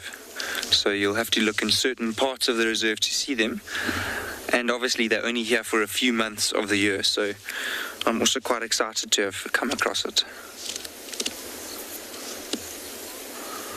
It looks like for now it's just resting.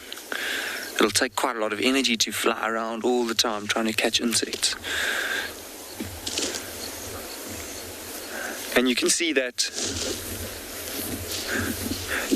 it's probably just waiting for possibly something to fly by until it sees something, and then it might go off and chase it.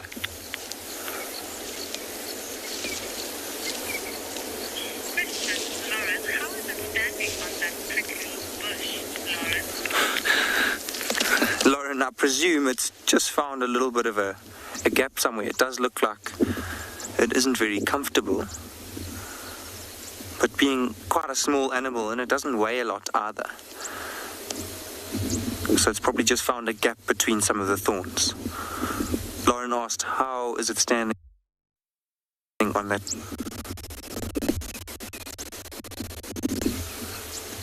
amazing, though, that they're able to actually land there. Imagine coming in from flying, and then you have to be able to be, wow, some beautiful color under their wing too, which we got to see for a moment there.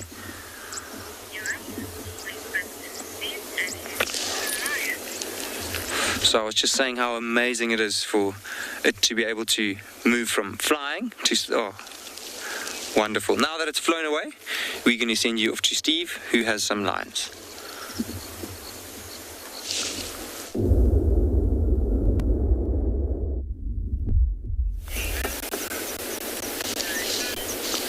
Welcome back, everybody, where the Talamati Pride is all here in the open, and they're seeing something that I'm not. A couple of the lionesses are very low to the ground, doing some stalking movements. There's a lot of interest amongst them. I'm almost certain this is Darkmane, the big male. Now, he got up and moved. Then look at the size of him. He is a big boy. Just going to guide someone else into the sighting. Yeah, you're most welcome to join. Just come down the middle road from Quarantine towards the dam, and you should see us all on the left-hand side in the shade. Thank you, Steve.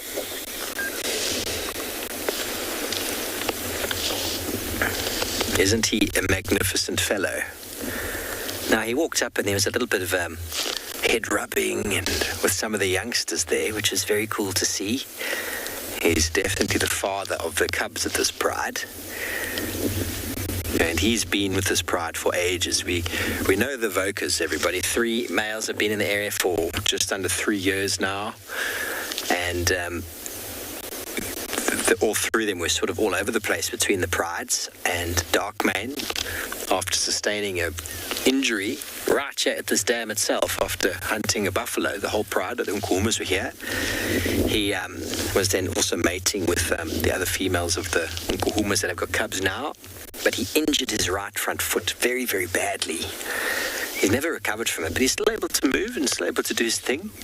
But since then, since after that mating period, he's pretty much been with the Talamatis since. And up until the other day when we had the Talamatis on Djuma for about a week, we didn't see him. I think he was off looking for his brothers.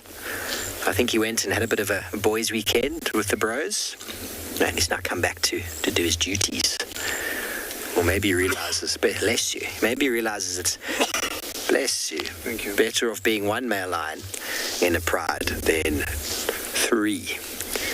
Because these ladies, although they are competitive, they don't compete nearly as much as big males do.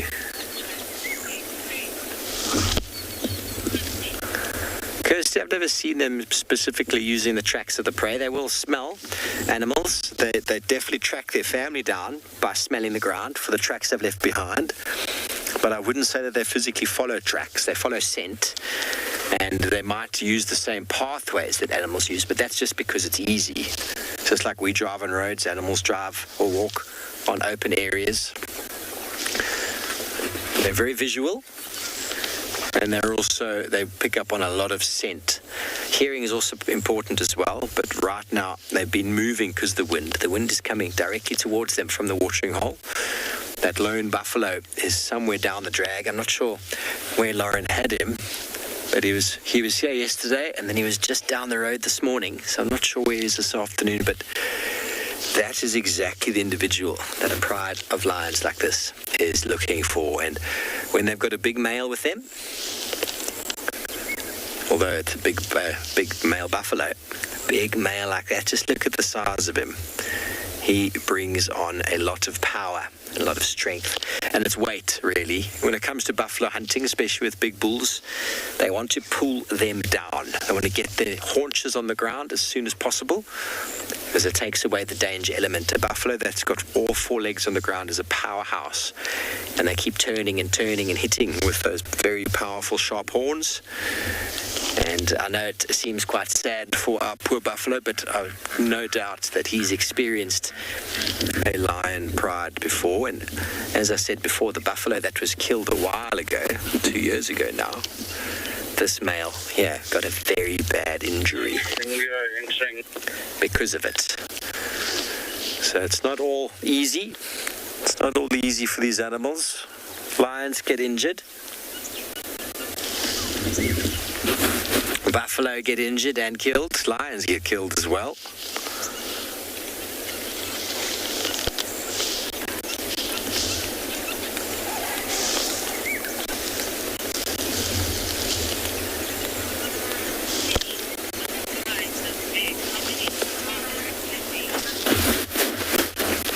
Kenny, well, the average impala, say a big impala, let's just work on 50 kilograms.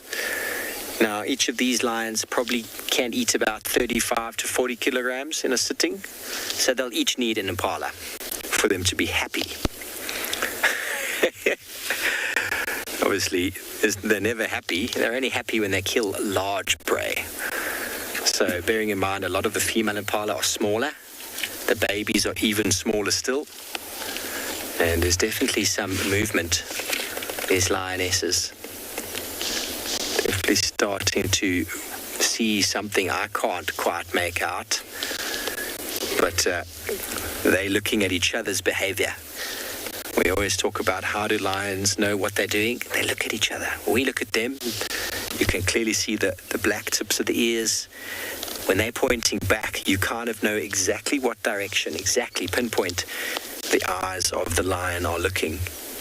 And with that in mind, they can then pinpoint strategy and know exactly. It's kind of like in the army, in the military, when they've got these hand signals, to that way, to that way, to that way. Lions do that on their own by just looking at the individual's movement. See, this one now is looking at how her sister's moving.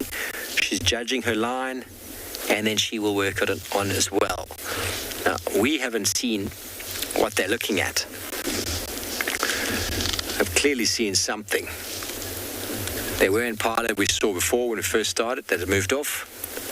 There might be a nyala. There might be some of those kuru we saw yesterday hiding in the thickets. I think I'm going to turn here before something happens. Let me just turn so we can face back that way, because I'm pretty sure if something happens, we don't want to have to turn too much then.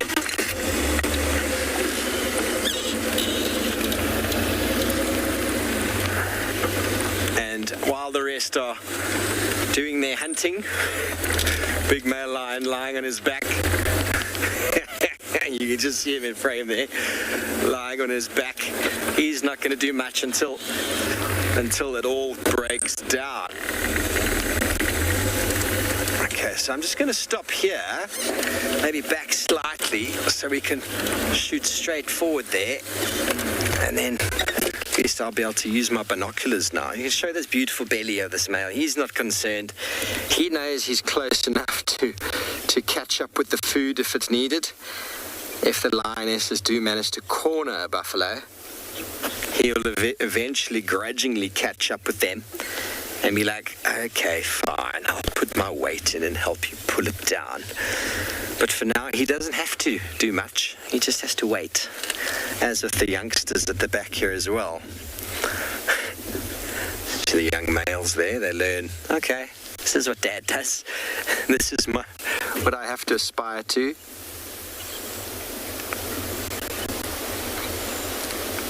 Okay, so let's go back off of them now. Directly in front, between the three lionesses that are sort of making movements. That one over there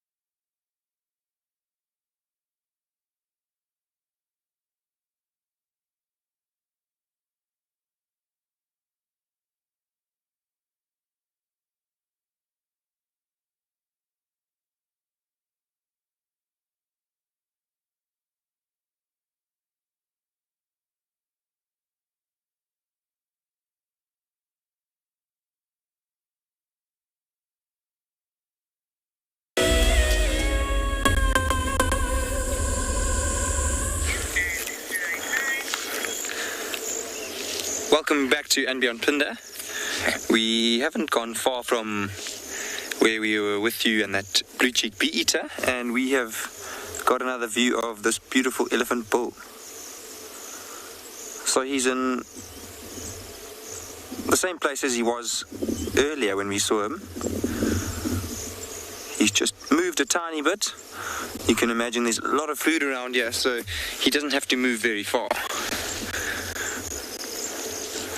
And he's probably been here for a good part of the day, eating this grass. So elephants are big animals, and I mentioned how they like to eat this nutritious grass in the wetter months of the year, but they still have to eat a lot of food to be able to sustain those huge bodies of theirs.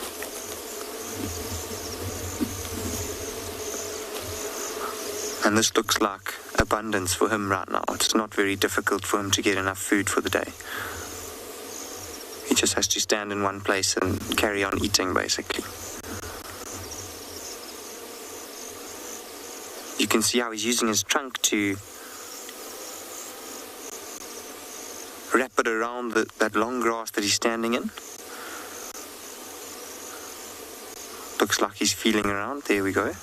And then he'll bring it up into his mouth. It's amazing that they are able to use their trunk to be able to feel and grab, and it's got a lot of different nerves and muscles in it. And obviously a very important part of an elephant's lifestyle. I have heard stories of elephants, though, that have had part of the end of their trunks actually cut off by having been caught in snares, for example. And they're still able to adapt and survive, which just shows how tough and hardy they are.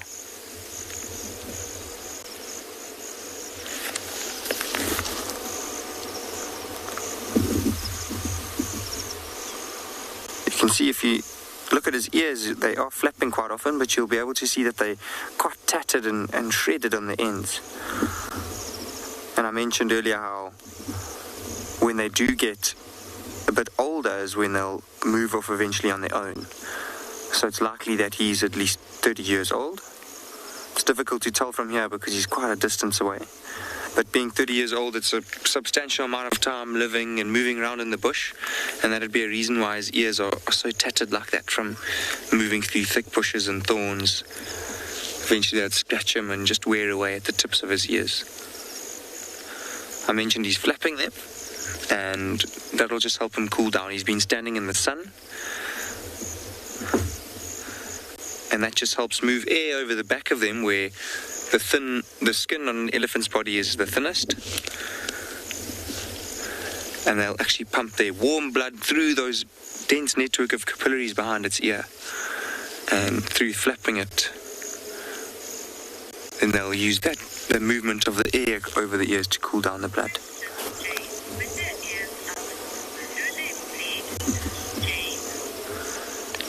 Jane, I presume that they do, because it'll be wounds over the years that actually cause that to happen.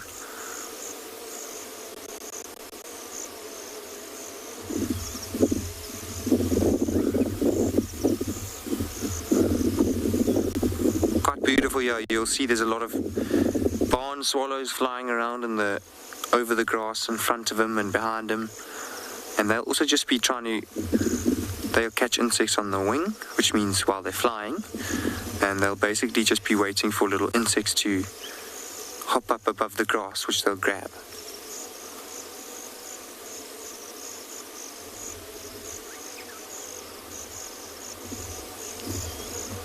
These swallows, just like the blue-cheeked bee-eater we saw earlier, don't breed here in southern Africa, but they head up to Europe, where they'll breed in the European summer.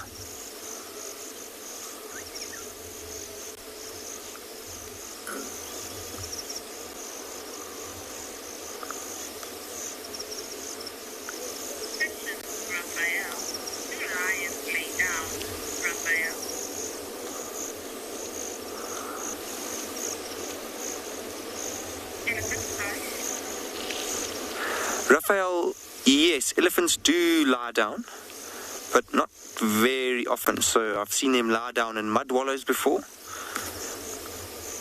and sometimes during the night to rest, but usually the older elephants don't lie down. They're obviously very heavy as they get older, and I'm not sure how true this is, but I've heard that they can actually suffocate themselves if they do lie down for too long when they're very, very big, because of all that weight crushing on their ribs. I think it's quite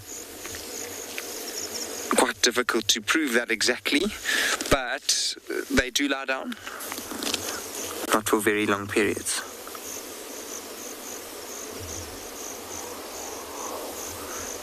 You can see how much he's moving his tail as well, and that tail reaches almost all the way down to the ground. And the reason why he'd be moving it is just to try and get rid of flies that would be landing all over his body now.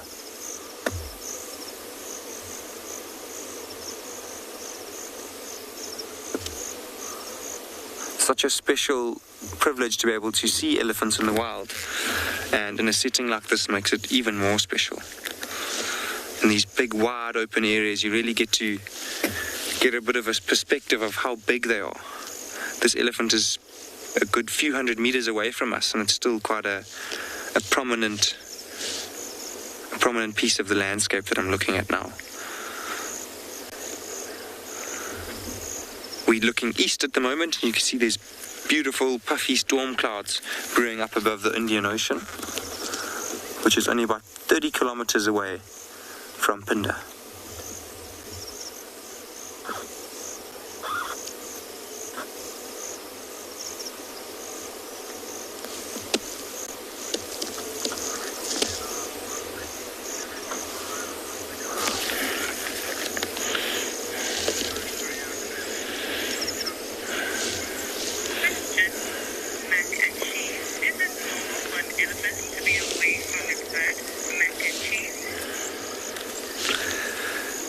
And cheese.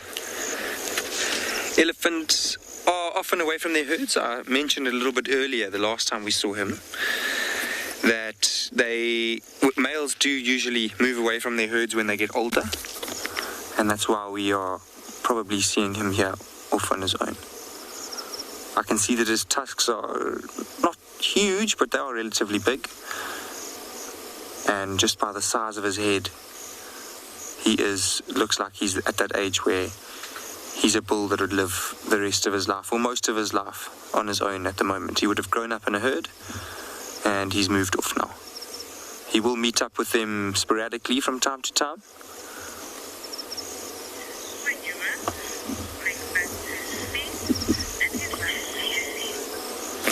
So we're going to keep on moving. Hopefully we can try and find some cheetah in this open area, but we're going to send you off to Steve, who has some lights.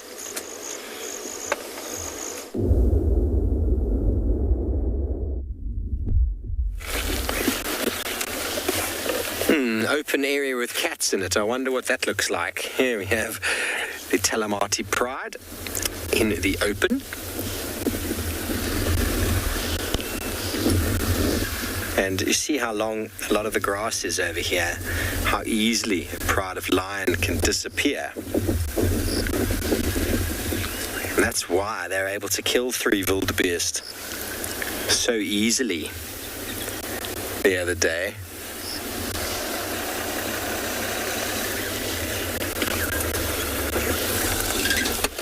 Very, very easily.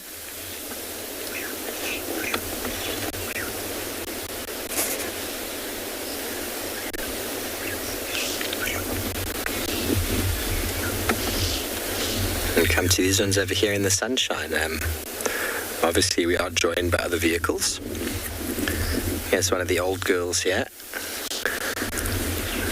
And we're just chatting with one of the landowners there that said, oh, it's such an easy pride to identify because they've got the one with the purple eye. And as we all know, the Nkuhumbi pride has got purple eye with the exact same blind eye. It's very interesting.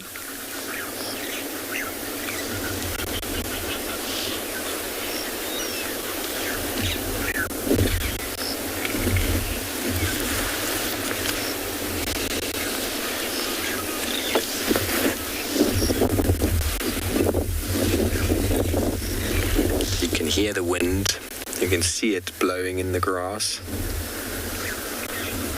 These conditions are very suitable for animals to hunt. And when you are a pride this size, with a tag-along big male lion, then that is the camp just behind everybody with the low-profile fence. Then you know you need lots of eating.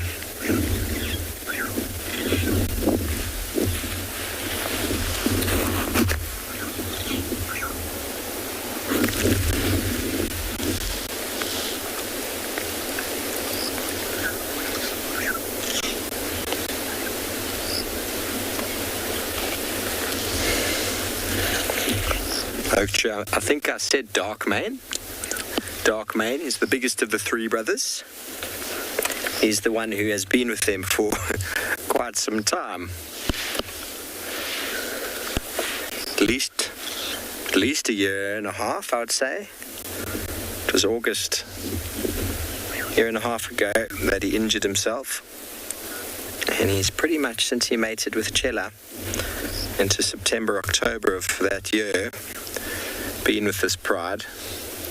Not that I saw him all the time, I always remember people in the north calling them in, the Talamati pride with one avoca. And we'd always spend time with the two brothers would always be here.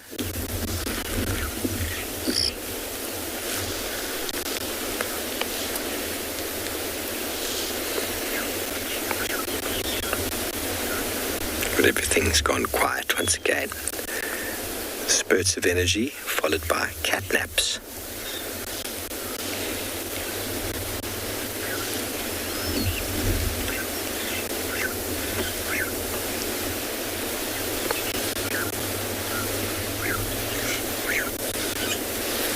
Okay, well, an animal that I think lions would really struggle to catch is the famous springbok.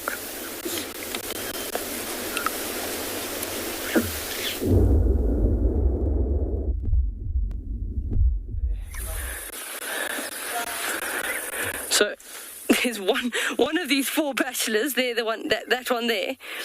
He's also got an umbel on his head. It's actually a creeper, but maybe he's taking my chandelier / headdress to the next level. And he was busy horning the bush, and he landed up picking his head up. And then he's doing it again. And then he landed up with vegetation on his head. So don't worry, buddy, I know what that feels like. So they'll have a scent gland on their face, and then rubbing that on the bushes, but at the same time, that's also like a little sort of a posturing. He's just displaying, and he doesn't necessarily have another springbok to take his frustrations out on, so sometimes they just do it on the bushes. And just keeping themselves nice and meticulously clean.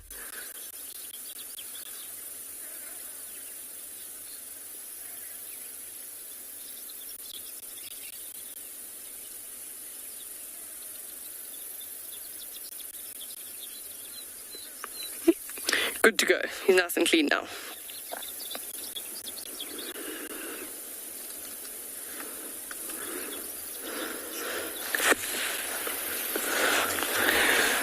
So, Henry's asking the question, how high can they pronk? So pronking, when we talk about pronking, it means stiffening all four legs and then sort of bouncing up and down. And I've seen springbok pronk, probably if I had to sort of put it in line with the vehicle, easily at about this height, if they're under super stress and they want to jump really high. And it's really awesome. It's like lots of popcorn. I call it like bouncing popcorn, if they want to pronk. So there's another type of behavior that's similar to pronking, but they call it stotting, which we see more typically in impala, is when they go in like a rocking horse motion, so sort of 2 front legs, 2 back legs, and they bounce. That's known as stotting, whereas stiffened forelegs up and down, what the springbok do tend to do, is known as pronking. We see them do it, sometimes they do it just because they can in the early morning, and sometimes they also do it just after some rains. And if they get a fright, or if they're displaying to a predator to say, well, look how fit I am, you're not necessarily going to easily be able to catch me. So that's just literally a little bachelor group of 4 springbuck there.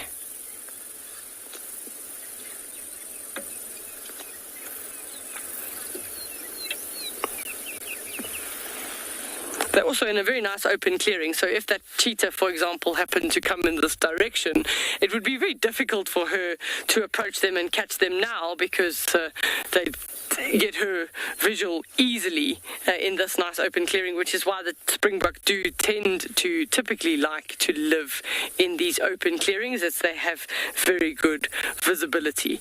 But at night, that does make them vulnerable, and some cheetah do hunt at night. Some of them will use the moon and move at night, and then they are vulnerable that way.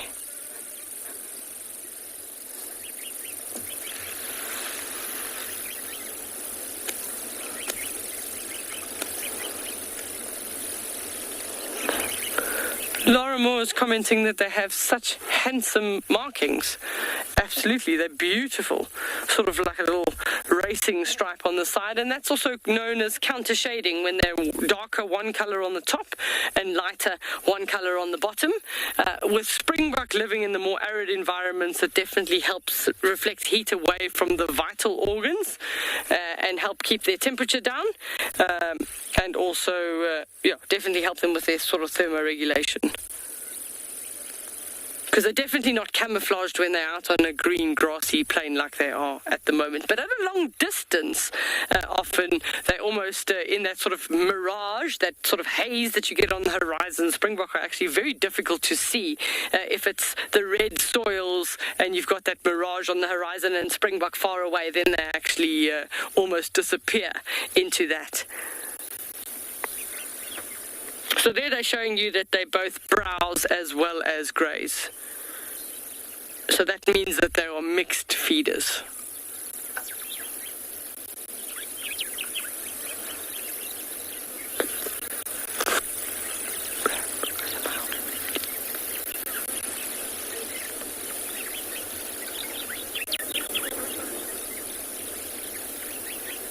Those little tails are working overtime there, getting rid of all the flies.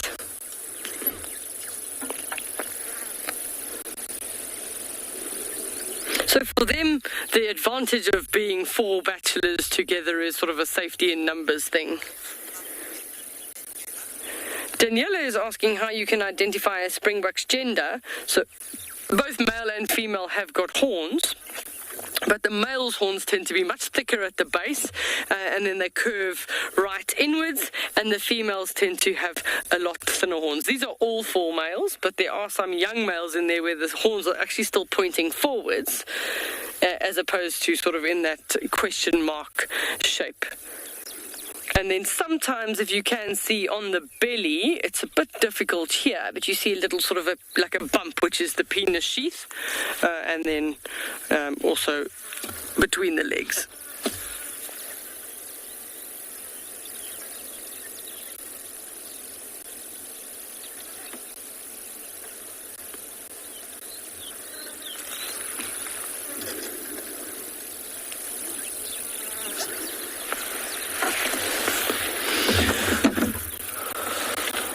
So they're just moving along, they're just heading south at the moment. So they won't necessarily need to drink water every single day. They're getting enough moisture from the food sources that they're eating.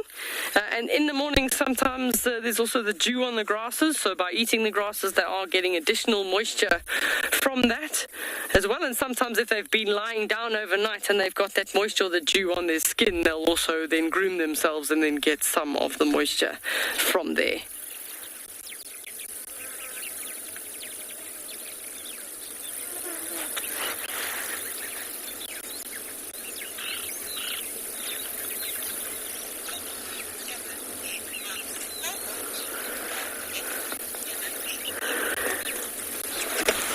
Age 9 is asking the question, how old can springbuck get? Probably about 9-10 years old. They're relatively small small antelope. So even your larger antelope, like kudu, maybe at maximum would be about 14. So springbok around about 9, 10. So just a little bit older than you are.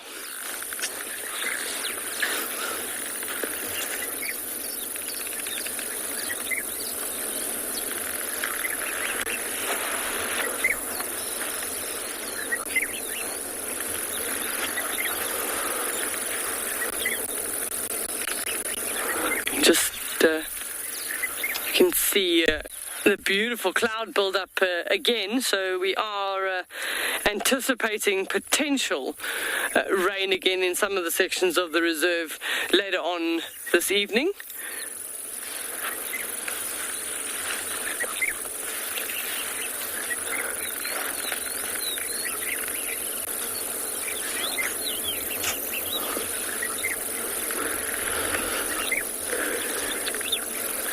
So we're going to send you now. Lauren has a nest to show you.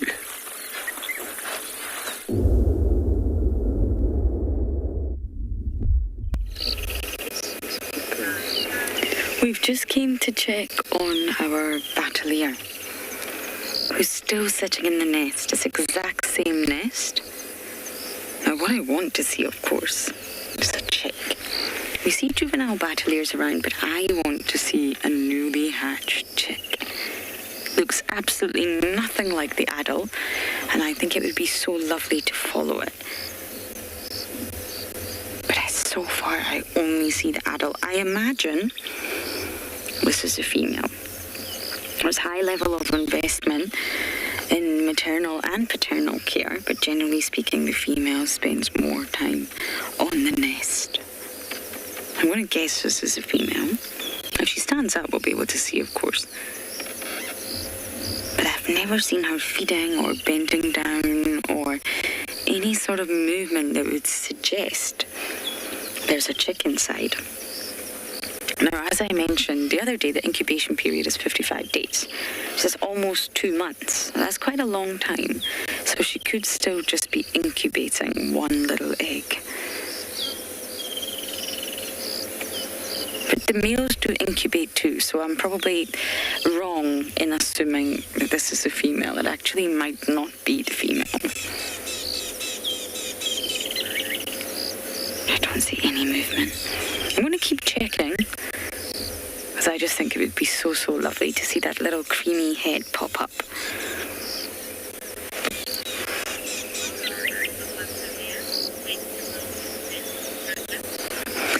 But it actually takes 6 weeks if it's building the nest from scratch. And they don't always do that. They can reuse a nest for anywhere between 3 to 5 years, similar to the Wahlbergs, if you like. But if they're building the nest from scratch, it's mainly built by the male, and it takes about 6 weeks, which is a really long time. They're obviously doing it with their beak alone, and they're heavy birds. I mean, a battalier will weigh about over 2 kilograms, and therefore it's got to support the weight of the adults, 2 adults sitting on it, and an egg, and a chick, who are all moving. They're not exactly statue still, and therefore it's got to be very, very robust. The structure's got to be very, very robust and hold the body weight of all of them, and that's probably why it takes so long to build.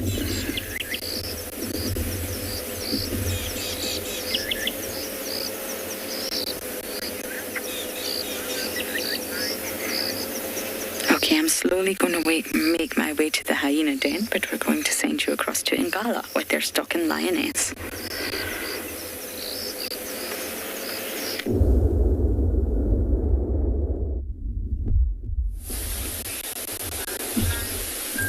Welcome back to And Beyond Ngala, everybody. I have just driven into a very interesting scene. There is one lioness. I'm not sure which pride she's from. And you can can see by the way she's standing, she's busy stalking some impalas at the moment, so I'm trying to be very still and very quiet. And I'm watching her edge forward just inch by inch. Have a look at how focused she is. She has not taken her eyes off them, and you can see how carefully she's walking.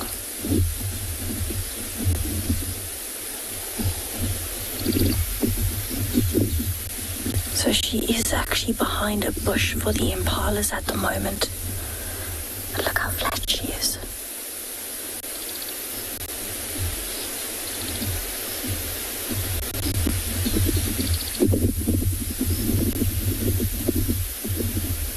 This is unbelievable.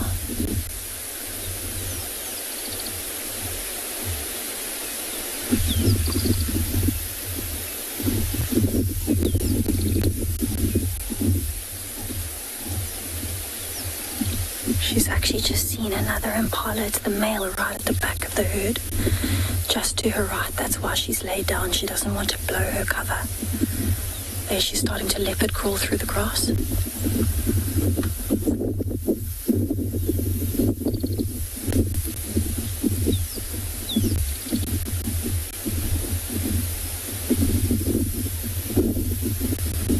So none of the impalas have seen her yet. They're just off to the left.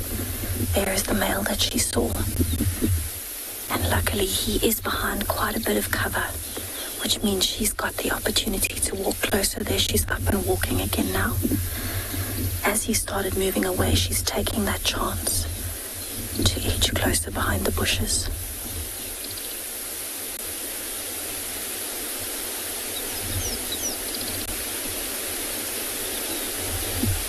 She's literally going one tiny step at a time.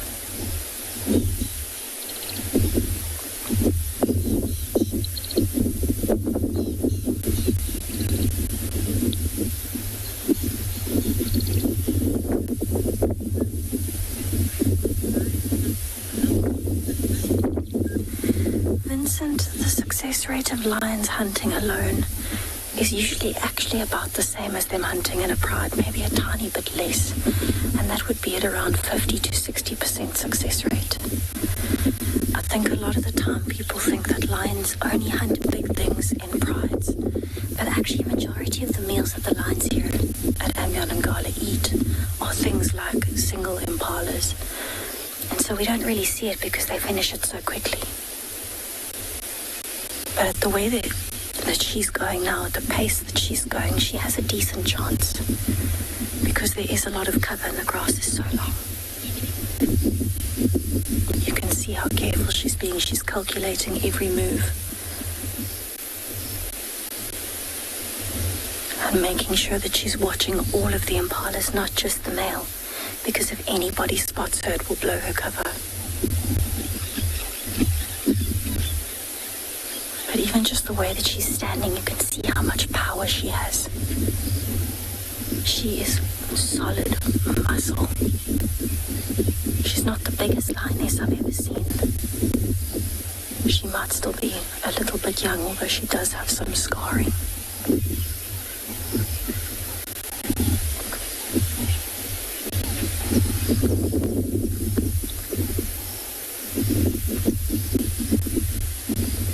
So she's completely fixated on those impalas. And they're quite close to that tall marilla you can see on the left-hand side there. They're kind of behind it, spread throughout those bushes. And as soon as one of them notices her, there'd be a very distinct alarm call. And so at the moment, you can see it's still very peaceful. Not even the birds are alarm calling.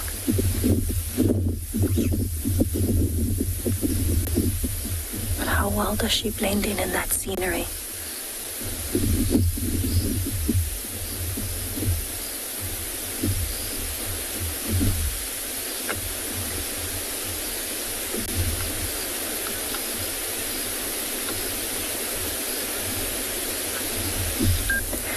LT, she would ideally need to be maybe between 5 and 15 to 20 meters away, so pretty close.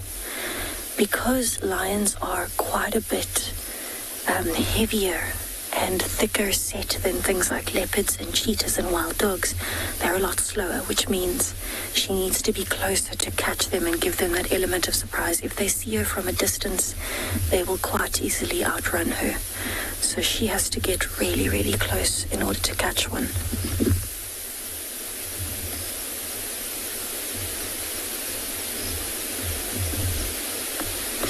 She's perfectly downwind of them at the moment. You can just see the tips of the grass are actually bending over backwards towards me or towards the camera.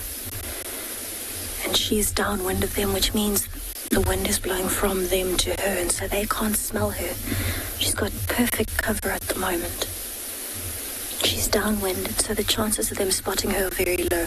Also, the sun has started setting, which means she's not in direct sunlight, and so she blends in a lot better.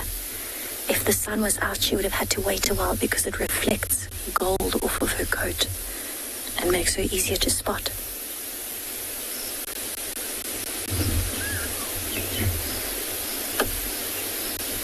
So those impalas are all through those bushes there at the back, busy feeding. You can see one or two of them. That impala's actually spotted some elephants, which are behind me, so there's a lot going on here at the moment.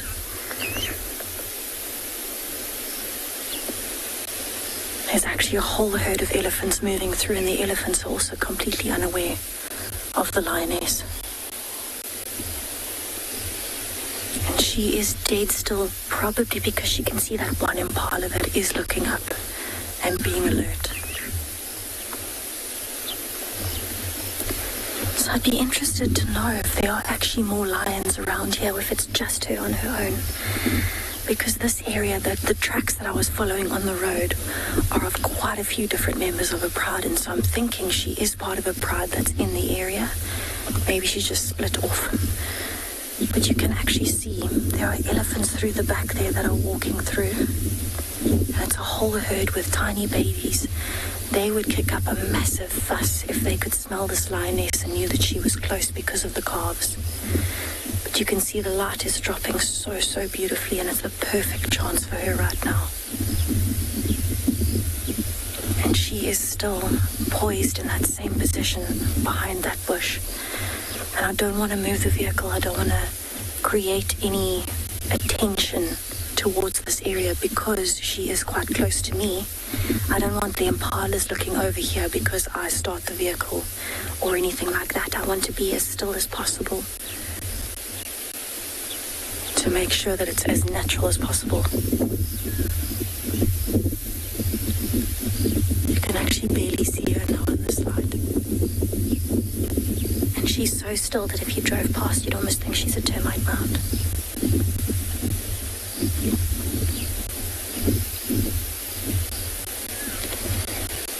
So that's one of the most important things to look at with a lion's body language is the ears. At the moment, she's got them half up. She is listening for the sounds around her. But as soon as she starts moving forward, she flattens them backwards completely so that they don't stick out against the shape of her head.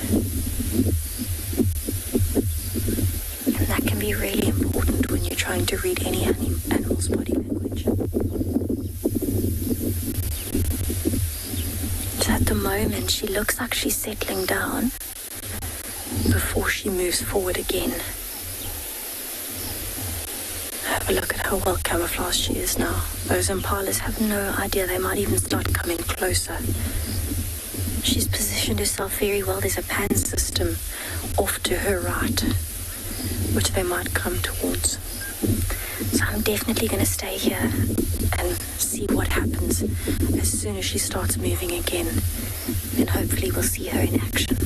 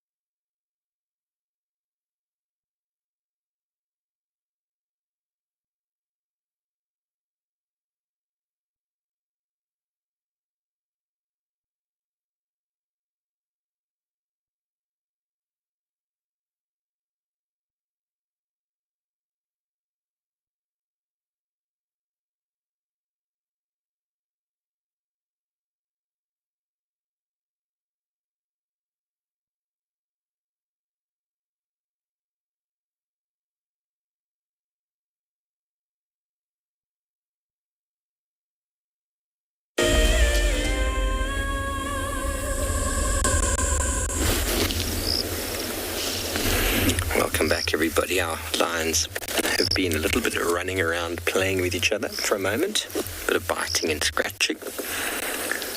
So, interesting time, and they start getting playful.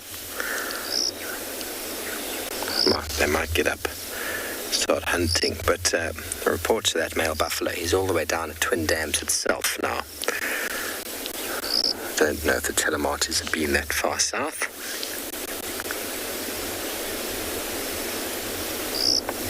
I think they have actually.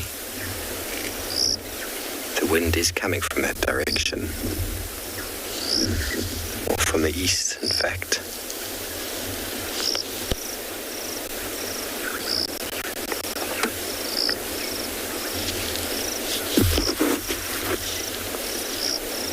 It's one of the old girls.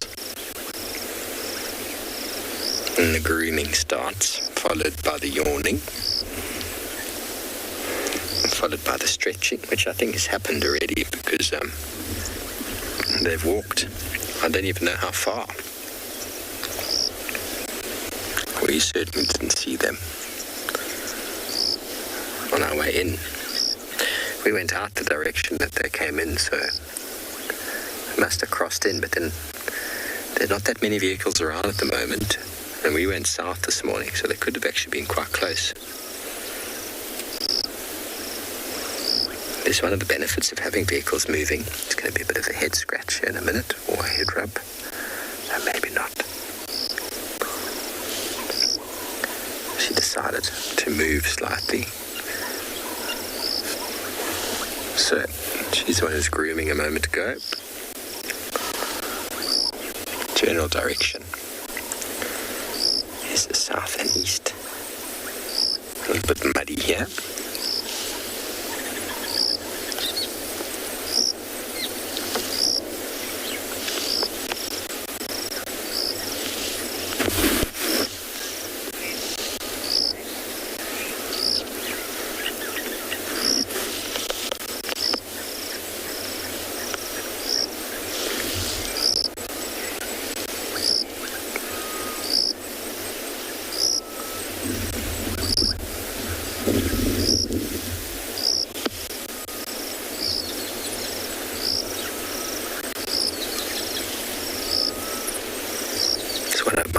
Times of day.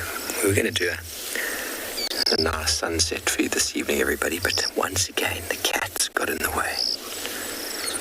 It's all right. We'll take it.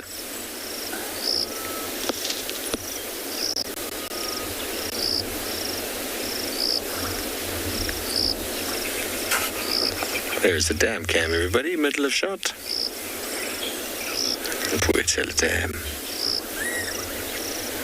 Here at Jacobin Cuckoo.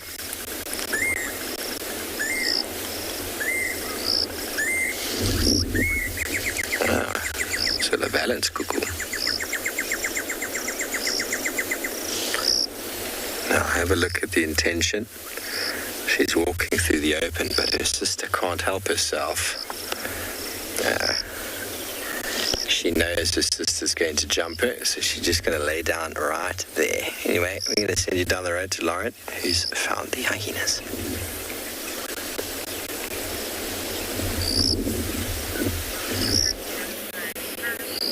We made it to the den. And of course, Mummy and Tima is here. The little cub's head popped out. Don't worry, I think we'll get a few. But nobody else is here. It's all very quiet at the den, most likely because it's been an extremely hot day. Just calling the cub. I love how they do that. The cub only responds with his mom until a certain age, of course, and then, well, the mom struggled to get them back in the den.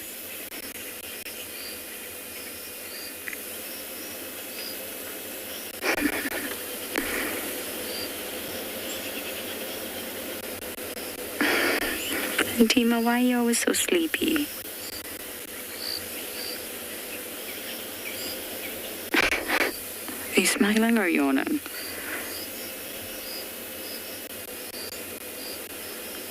Oh, hello, I see you.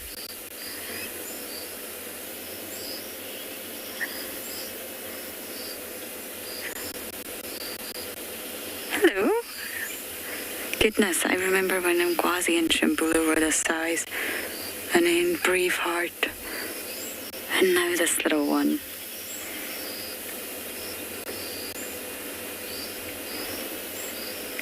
We're going to tuck ourselves right under Mom's belly, I think. And I hope if we just sit here for long enough, all the other cubs will start to wake up. I haven't seen Pumela and Gingarika since they've had their names. Or Braveheart, actually. So I may as well give you all a reminder. Please get on to the vote for Junebug. I know which one's my favourite, but I won't say. We have Navella, which means adore in English. Yimisela, which means determined. And the one that I'm most definitely not going to be able to pronounce with my swollen mouth. Shisleko. That's the best I can do today. And it means giggles. So you have a choice. And we will be announcing on Friday. On Sunset Drive. So you've got plenty of time to think about it. For Junebug. Not this little one. This little one's a little bit too young.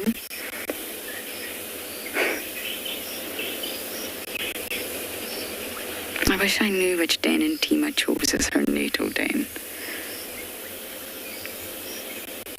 It wasn't any of the Philemon's ones for sure, because I check every day.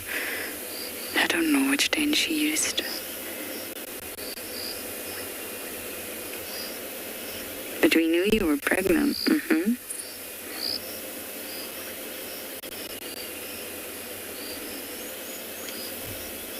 She can't keep her eyes open. So unfortunately we don't have IR on this vehicle. So once it gets too dark we'll have to leave, but we will stay as long as we can. And hopefully lots of other spotty heads will pop up.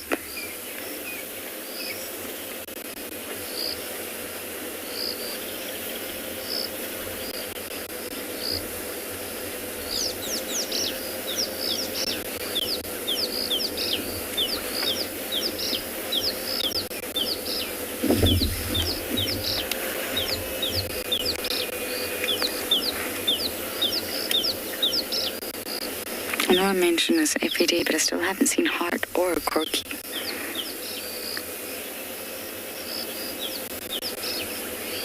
Seen Ribbon, seen Intima, obviously, and June.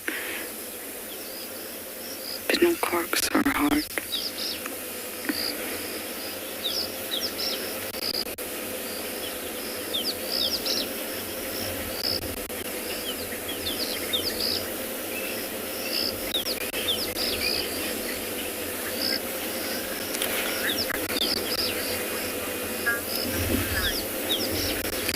We're going to sit here as long as we can, but I believe Tess has had a stroke of luck and found some more lions.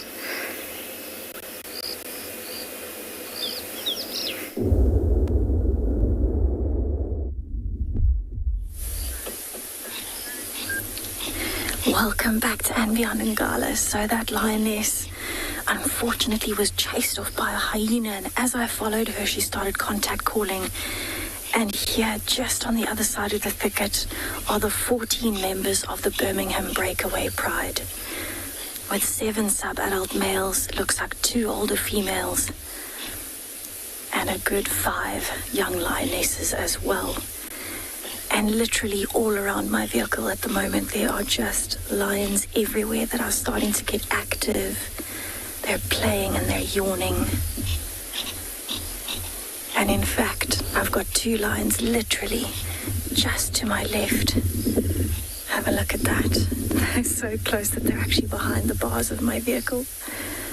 And they actually came over to us once we had stopped, which is so incredible. But you can see they've heard something. Those elephants are behind us there.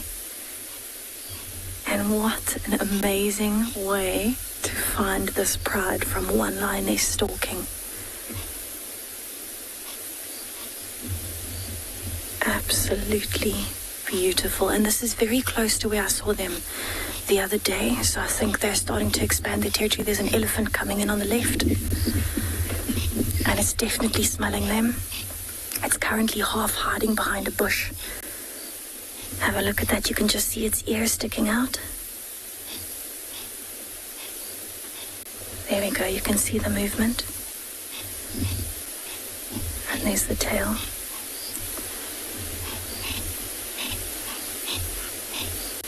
There are so many sounds. Birds alarm calling, wildebeest calling, impalas. And that elephant is literally about 20 meters away from these lions. Hammond, a lion's roar is incredibly loud. I don't know the amount of decibels you would measure it at, but on a cold night or a clear night, you could actually hear it as far as 15 kilometers away, which is unbelievable. So it is incredibly loud. When they're sitting this close to the vehicle and one of them starts roaring, the small pieces on the vehicle actually start vibrating. You can actually feel it going through your body. It's unbelievable. So we've got a few of them starting to wake up now, starting to play.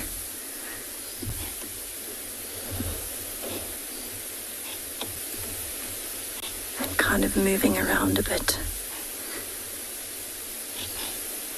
And they're actually so spread out that it's tough to get a head count consistently because they keep moving. She's going to the bathroom.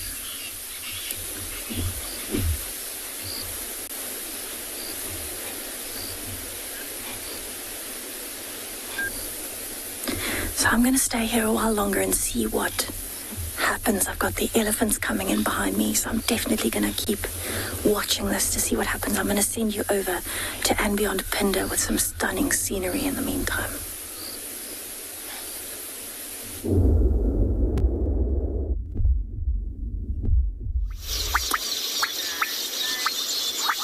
Welcome back. We are live at Pinda, and we've got a beautiful sunset scene. So on our way back towards home, here at Pinda, we stumbled across a mother hippo, and it looks like she has a really young calf, which is there. It just popped up now. So at this age, it looks like that calf is really small. So it looks like she's probably broken away from the pod that she'll usually live with to have her little one. And then she'll stay here for a few days before she goes back to the rest of her family. Wow. Such a pleasure to see a little hippo at this age. You just have to keep watching though, because it only seems to lift its head up. There it is again. Only for a few seconds and it's gone under. Oh. It is tiny. And the reason it'll be popping up every now and then will be to breathe. Where it'll go back under the water where it probably feels a little bit safer.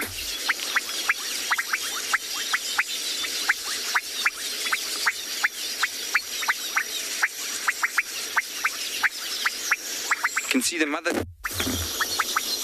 is staying really close to the youngster. And she's keeping an eye on us at all times.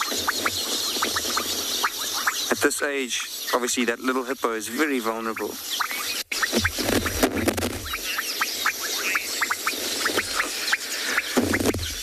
Greg, I actually don't know if they can swim straight away from birth, but what I do know about hippos is they aren't really strong swimmers at all. So they usually stay in water where they can walk upon and reach the surface. And when you do see them, they usually are in water that they are able to stand up and be able to breathe from. So I presume of ability to be able to move around underwater, but I doubt it's a very strong swimmer.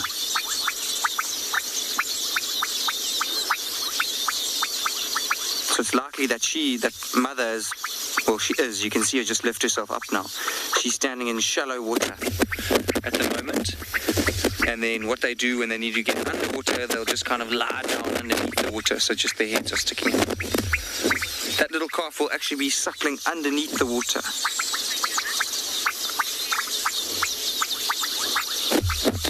So we're just going to sit here and listen to the beautiful sounds of the weavers and the frogs, and hopefully get a better view of this little one again.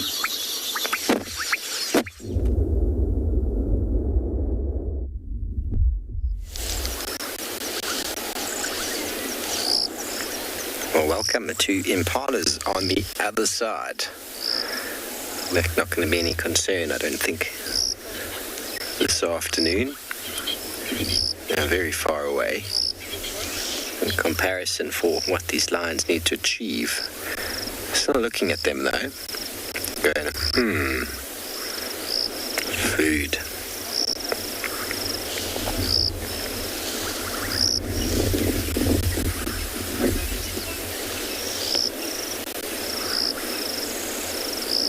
You see what I mean when I talk about the intention, everybody? All of them are looking at the exact same place. It's very obvious by the coloration behind the ears. Although they're not showing enormous amounts of intention at the moment, the body language changes when they do. So I'm sure we've all seen. And hopefully we'll get them to do that this afternoon. Some intention behind me. I'm going to maybe move the car. Do you see anything, Seb? No. They might go to quarantine. Sorry about that. Just come back to me here. Just going to reverse back a little bit. Don't want to do a big loop because there are some seep lines out in the open. And we've been stuck more than enough times the last couple of weeks. And they are heading up towards quarantine. It's kind of anticipated.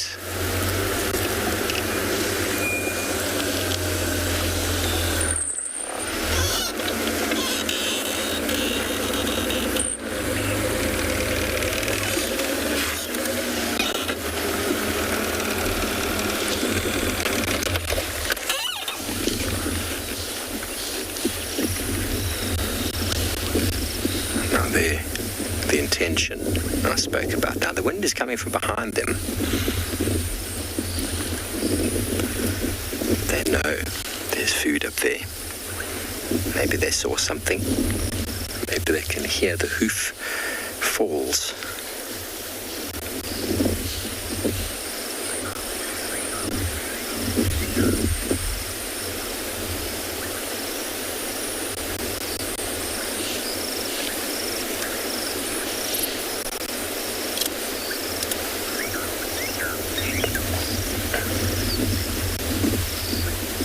Head moves from side to side. They're trying to listen. You can see the wind direction.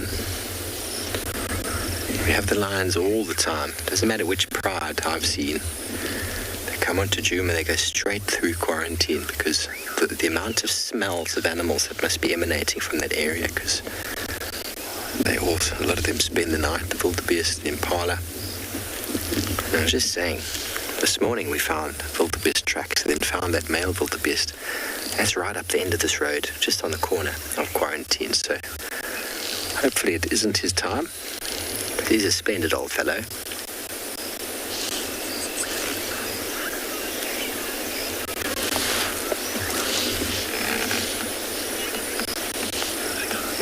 Right, so the wind definitely benefits the predator because it messes with the noises.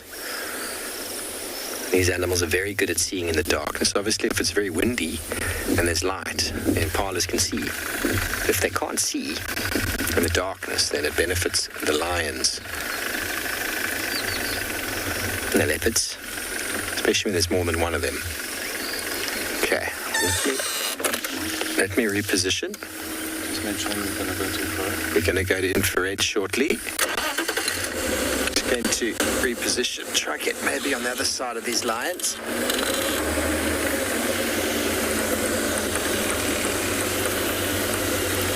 Find out what they might be seeing up over here. They're lying pretty much where they attacked that plastic pipe that time. So they know this area a lot better than they did last time we were here.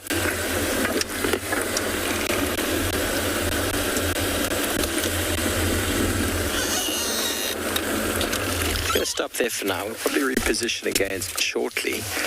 But can you see the intention on the bodies? The angle is off to the left. They've heard something in that direction. The wind is actually coming straight across them now. The shift coming straight from left to right. You see her lifting her nose there. Lifting her nose to the breeze. Who knows what it is that they can be smelling, but I would love to be able to smell like a lion. I don't know though if I would like to be able to smell like a hyena.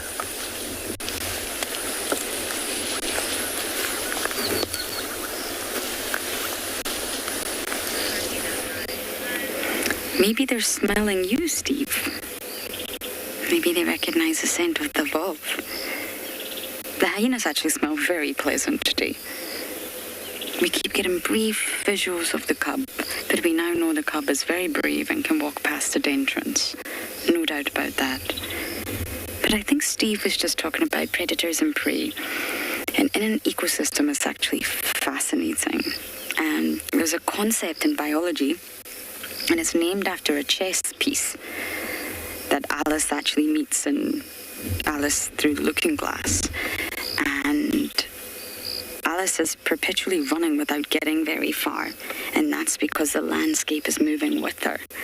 So she's moving, but the landscape's also moving. And this concept is called the Red Queen, and it's really, really interesting. Oh, quickly over to Ngala.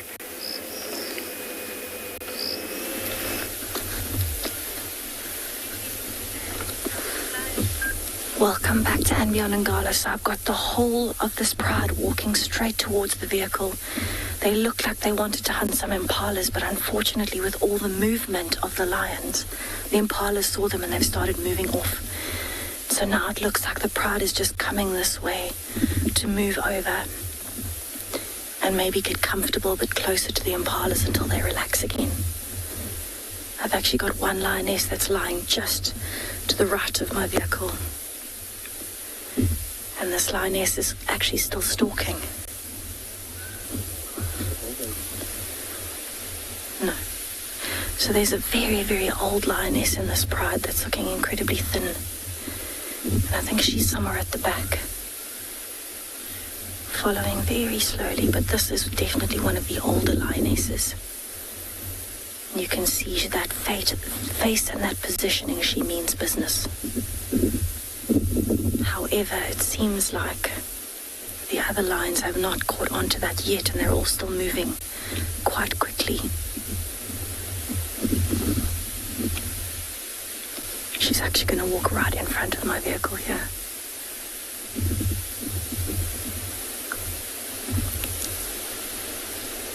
She's absolutely beautiful. She's one of the bigger lionesses.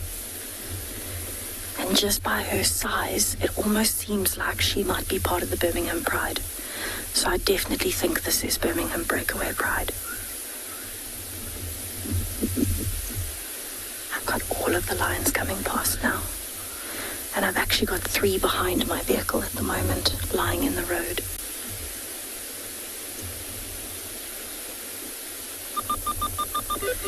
So here's the very old lioness coming in. You can see she's moving slowly. She's quite thin.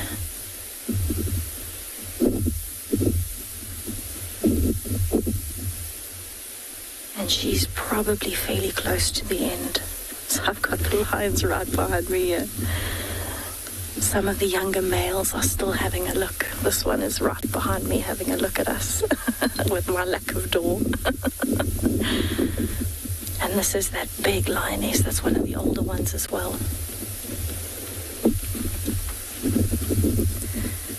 So I've actually got quite a few of the sub-adults right here in front of me. I've actually got to bend out of the shot for you. Isn't she stunning? Yeah, Here she comes past me. Hello, girl.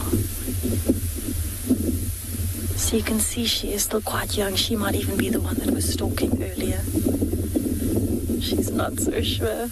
She is still fairly young. I'd say 2.5 years old.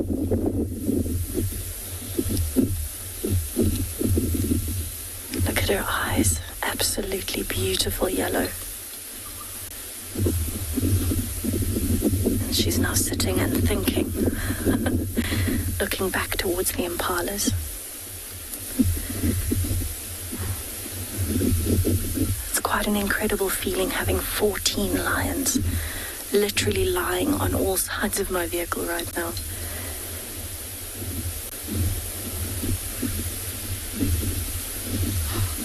You can hear the impalas calling in the background. It sounds a bit like a sneeze. A lot of frogs calling at the moment as well.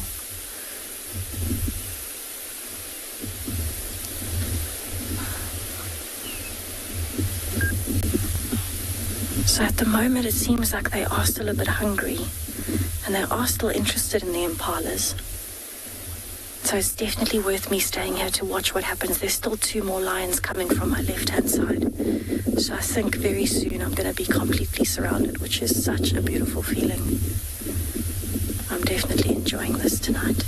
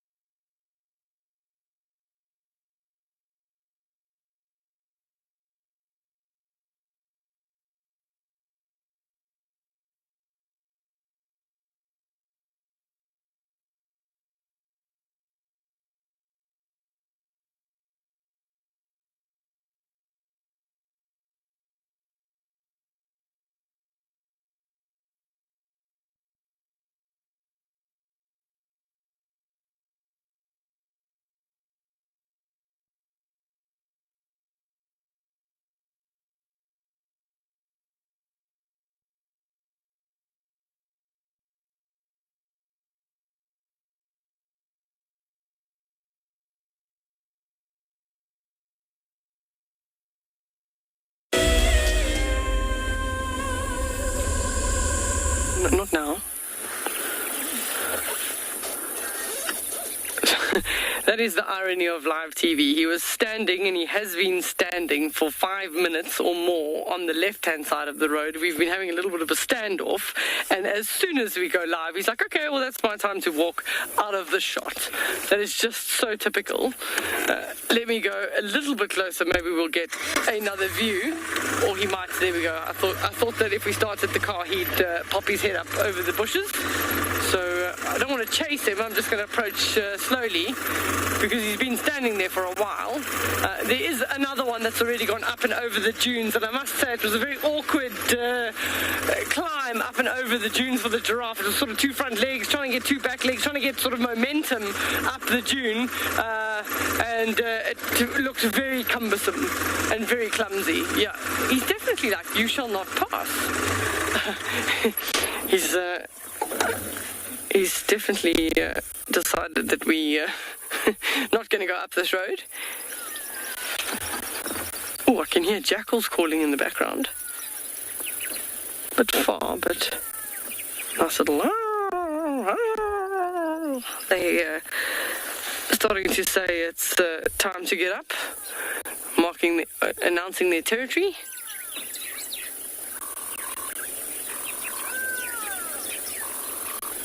So all he did is he went to the tree for a snack, and now he's back to where he was standing earlier.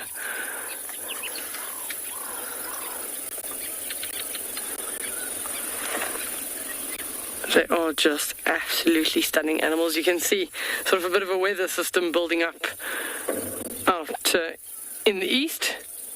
So maybe some rain later on this evening.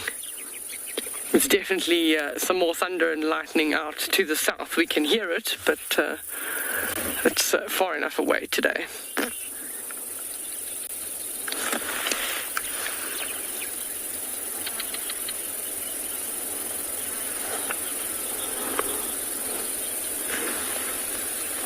It always does amaze me that these such large creatures, such heavy creatures. I mean, you're looking at a creature weighing about 700 kilograms. Anne is asking the question, what's the best interaction I've ever had with the giraffe? Well, it had to probably be many, many, many, and I say that with lots of manys. When I first started my guiding career, I was walking and walked into a group of about 11 or 13, I can't remember, it was so long ago, but they'd always said to me, if you lie down and sort of kick your legs in the air, you'll gain interest from the giraffe and you sort of see what happens. And so they'd seen me because I was walking, and I thought, well, let me try this. And I did. I sort of lay down and kicked my legs in the air, and within about 15, 20 minutes, most of the giraffes started approaching, but it was like who was the bravest of the lot. You could see them. They'd look at each other, and the one would take 2 steps forward, and then 1 or 2 of the others would be braver, and they'd come a little bit further forward until eventually they got relatively close. They had a good look, and then they turned around and they walked away. And then I have had another encounter with a little calf, a giraffe calf, that I was trying to sneak up on, kind of do the same thing to see what would happen with a giraffe calf. The mistake I made was not really looking where the mother was, and the next second I just heard and I looked up, and this giraffe was relatively close and sort of looming over, looking at me, sort of squeezing its belly and blowing air out of its nose, telling me, hey, back off, go a little bit further away from my calf. So since my early days, I have learned a lot more respect for giraffe, and I do leave them be, but they are absolutely awesome to experience on horseback.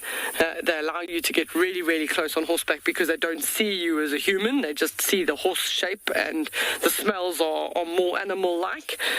So they are awesome to go on horseback, which we can do here at Tswalu.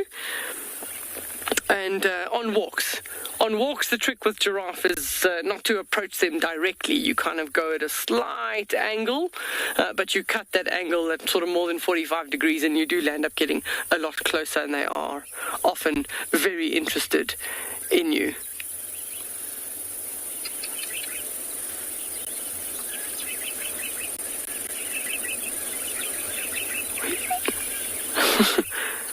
He's the most unmoved giraffe in ages. We're going to send you to Steve, who hopefully has his lions moving a bit more than this giraffe.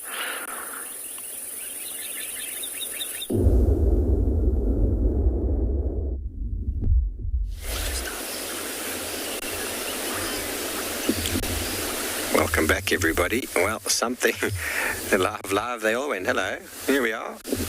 The wind has just returned.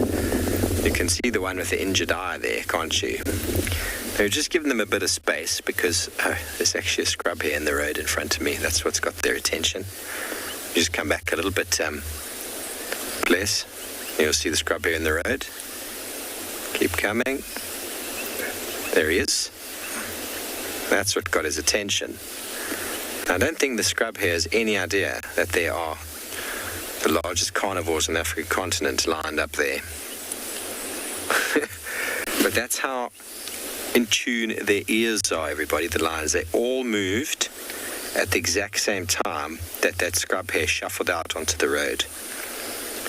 So if you could hear a bunny moving around, you've got some good hearing. So we just gave them some space because we thought they might move up the road towards quarantine. That's one very brave scrub hare. He thinks now, he's like, just stand still. Bear in mind the lions that can't see very well in the dark might not see him very well if he doesn't move. The eyes are all closing. And he's going to take a moment. And when he does bolt, he's going to bolt.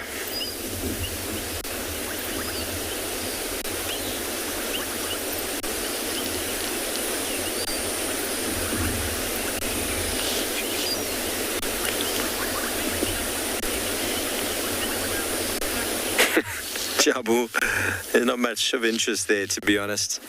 The effort to move and catch that thing is a very hard thing to catch. And if they do catch it, it would be just a mouthful. Okay? You never know if the scrub hare doesn't know. Oh, look at that's an amazing stretch. He's just woken up. If he doesn't know the lions are there, he might find himself in a spot of bother. I don't think the lions are going to try. There's an enormous amount of effort for them to get up and move towards him. There's probably 7, maybe 8 meters, maybe 10. Let's say 10 meters between them. He's busy feeding. And a leopard would be all over that. A leopard, that's a nice little meal. For a lion, it would be just an hors d'oeuvre.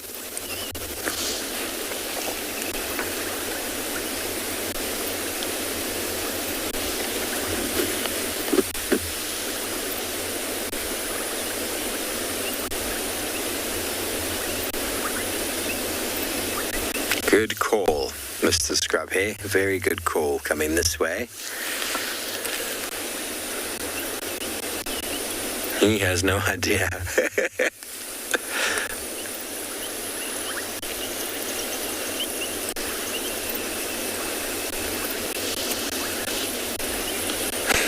Kalahari with a death wish. Yeah, you could say that. He's just woken up, you see. You saw that stretch it did. It was just waking up. Time to come out and eat some food. We see many of them around. I wonder how many of them are caught by lions, though. It'd be interesting to know that fact because, you know, the only real knowledge we have of animal kills is physically seeing them or finding the remains, and there'll be nothing left. We often find scrub hares that have been killed because of the stomach that gets removed, or the belly, or the tails left behind. But I don't think a lion would even go so far to be so discerning. It would just, like one of those little skewered nibbles at the hors d'oeuvre table. There's no portioning of that, everybody. No portioning. Basically just swallow it whole.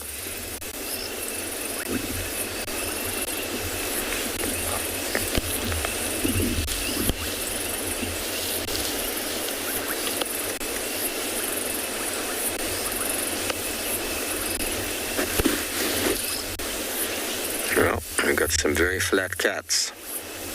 They sure know how to take it easy, everybody, when there's not much going on.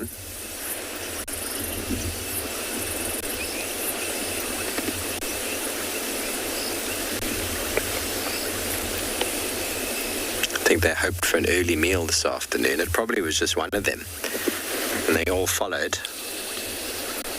And then they got a bit dehydrated with that walk. It was quite hot after all.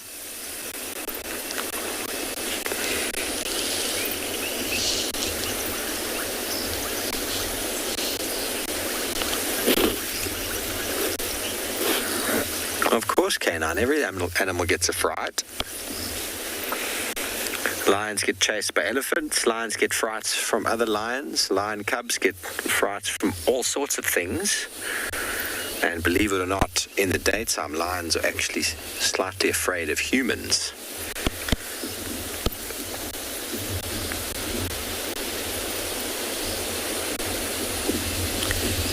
First time wild lions see a vehicle, they behave a little bit differently, as anybody would if you took a human being from the 1300s and you suddenly teleported him to this day and you drove a car past him. He would probably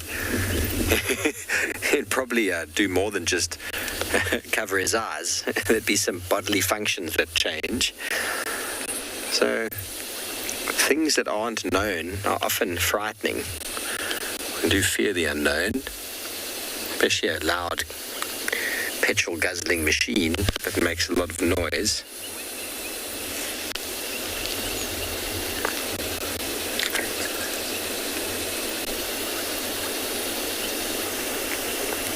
But right now nothing is frightening these lions at all.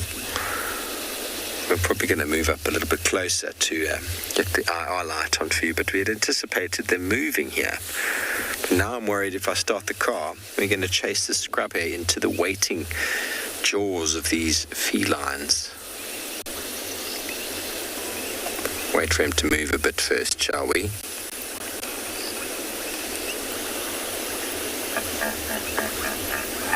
Hippo agrees with us on that.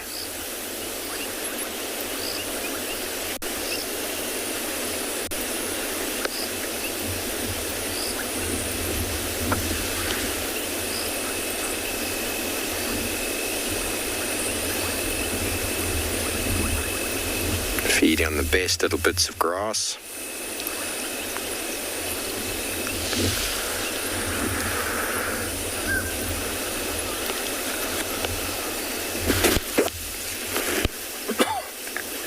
Bless you.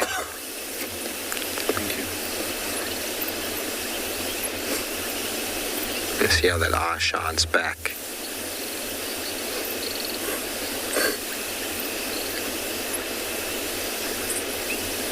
That is the tapetum lucidum.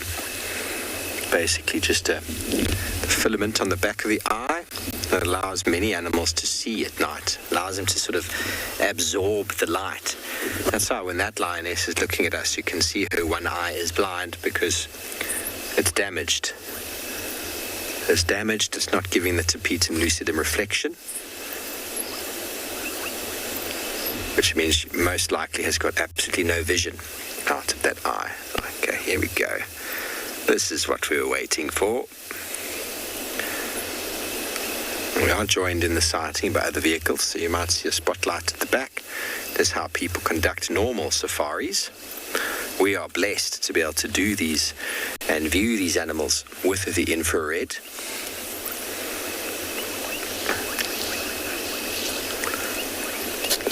The scraphead just bolted past me.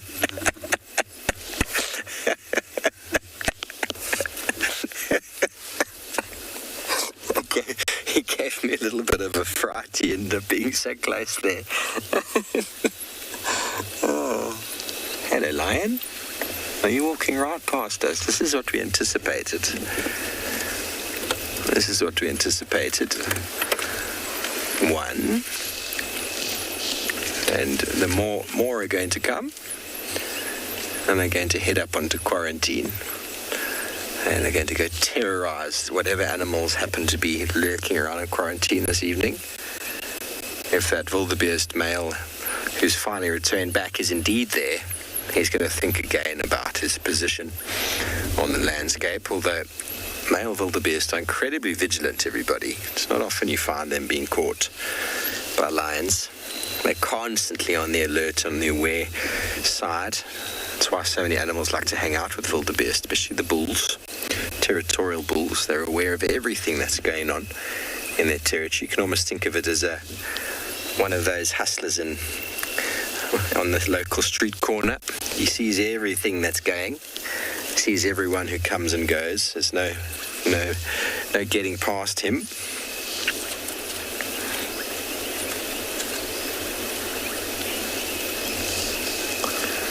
Irish, isn't it? We are very blessed to be able to have views like this of a wild pride of lions. Don't get me wrong, everybody. There's nothing tame about these lions. They are as wild as they come.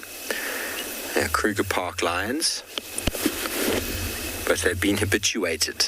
So they're used to the vehicle. They don't see us as a threat. They don't see us as food. And so that's how we're able to allow them to walk right past us like this without any sort of negative behavior.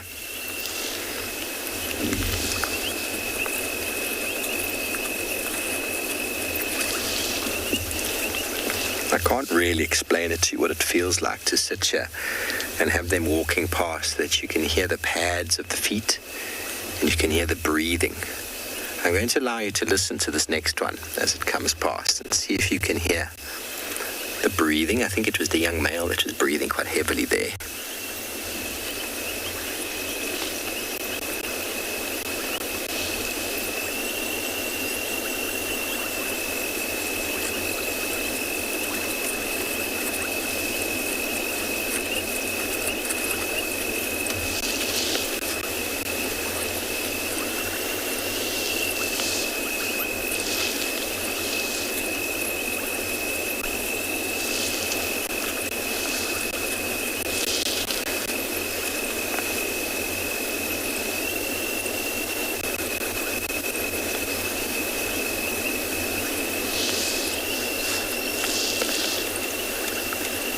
This one's playing catch up. You're going to hear her breathing. You should.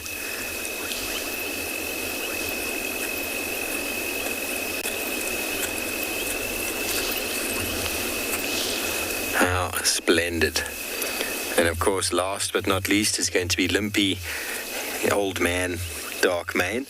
But I'm going to reposition so we can get up to quarantine while these lions start to make their move up there.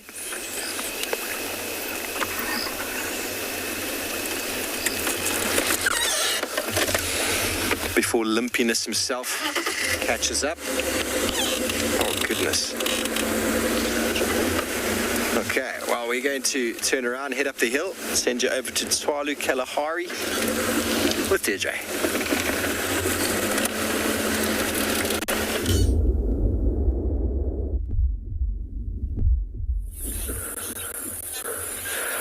So we've driven a little bit further away from that giraffe that we had earlier, and we found an entire journey, also either a journey or a tower of giraffe. I can see necks and heads popping out the bushes.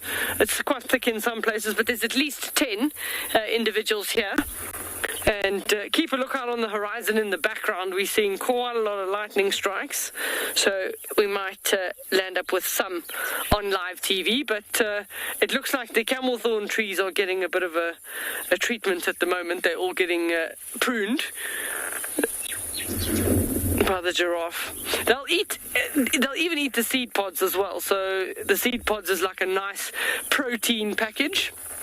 And they will eat those seed pods. But the seed pods are designed for that. They're designed almost to go through the giraffe system and potentially get deposited somewhere else when it comes out the other end. And then the seed can then germinate when conditions are ideal. So they choose whether they want to be in a group together or not. Tswalu does tend to have some of the large groups of males clustered together. Carla is asking the question, can we tell their age? It's very difficult with giraffe. Once they're sort of over a certain size, it's very difficult to age. And they only live till about 23. So you can, if you can compare them, some bulls to other bulls, you can see maybe by the size, the thickness of the ossicones. You could see almost that lump on the front of the head, how much of that is, how big it is or how large it is. And also sort of the general condition of the giraffe. If it's got lots of scars scars and it sort of walks with a bit of a limp and it's elderly, then you know it's one of the older, more dominant bulls. Amongst them, this looks like predominantly males, if I can see, but I can't see them all. Amongst them, they'll have their own sort of hierarchical ranking. So the ones that want to go up in dominance will have to challenge the more dominant bull above them. If they succeed in their fight, they then sort of go up sort of one rung in the ladder. And that sometimes, if you see how they interact with each other and you watch them for a long time, you'll be able to figure out their ages. Also, then will give you a good idea based on who's more dominant than anyone else.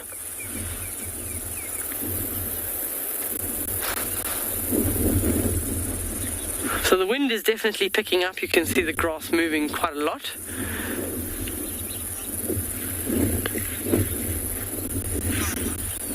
Carla is asking the question, can giraffe become aggressive towards predators? Absolutely.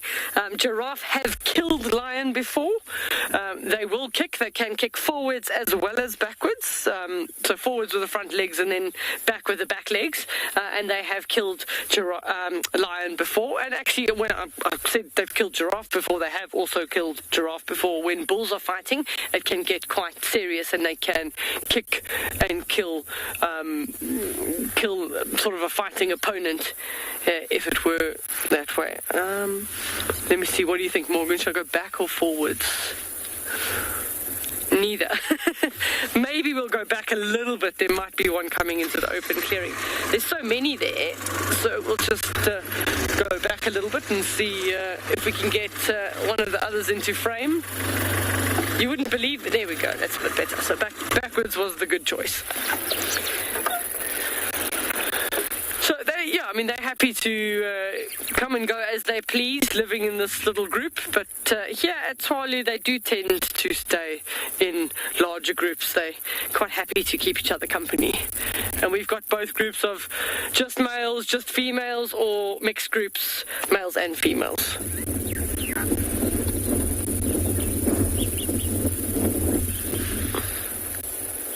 So some people also assume that giraffe are older if they're darker. That's not the case. But we're going to send you back to Steve. It sounds like he's got another update.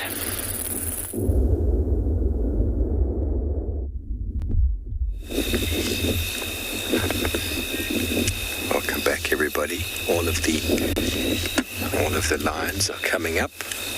There's the dam cam light in the background there, I think.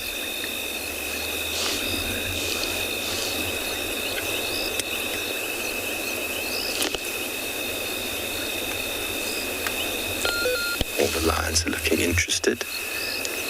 Graham.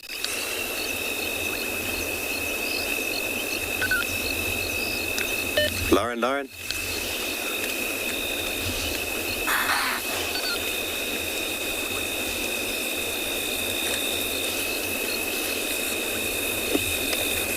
Okay, so impalas are running. You saw the lions were. Are they going to catch anything?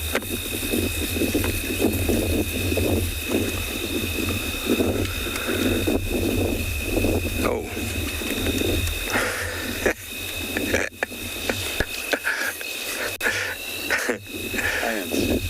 It's a very big lion, so.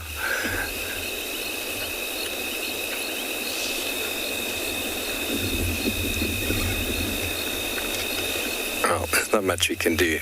They're about to walk towards us. But the lions are very interested in a herd of impala and have run from these other large animals, but there might be some more residual around.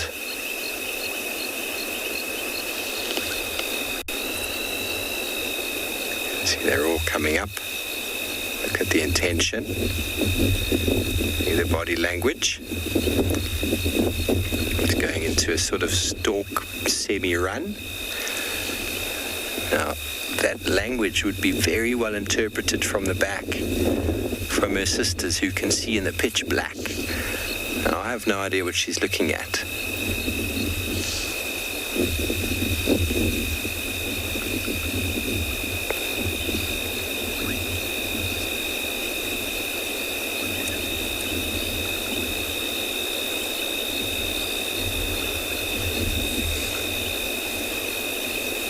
the lion at the top there. You can see the one with the blind eyes at the back.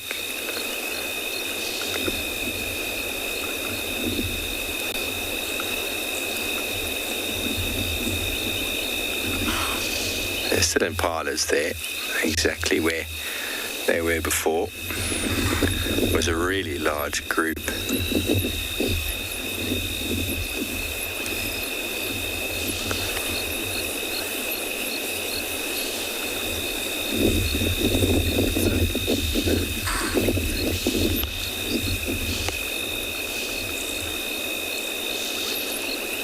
So we don't know what the rest of the pride have done. Might be doing a big loop around.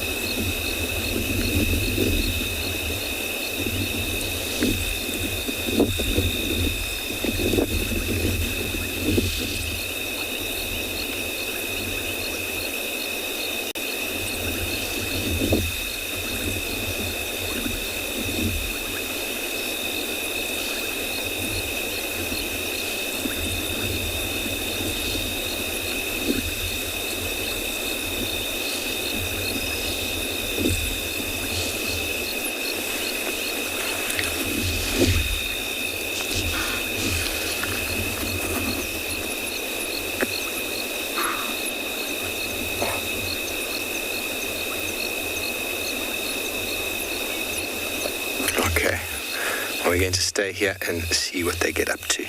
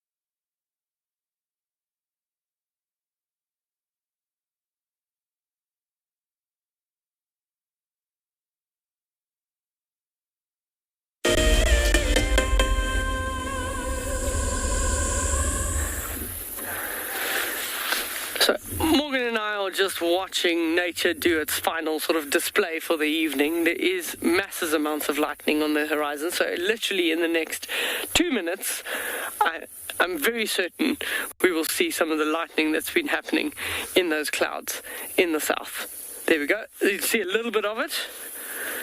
It is just absolutely stunning. So the very southern end of the Kalahari is going to get some rain shortly, and the Kalahari never complains about getting rain. They've had 6-7 years of drought. This is the first year that the drought is broken, and we're actually getting above average rainfall. I mean, the reserve, certain sections of the reserve have had over 600 mils of rain when we only expect 250, and that's a good year.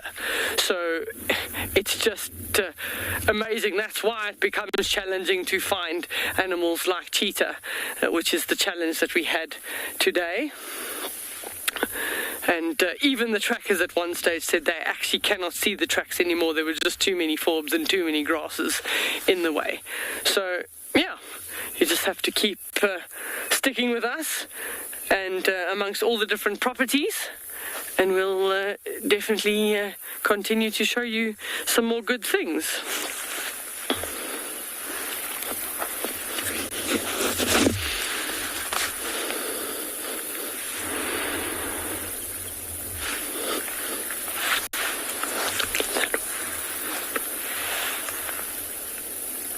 So lightning, very random, but very often it's sort of up and down.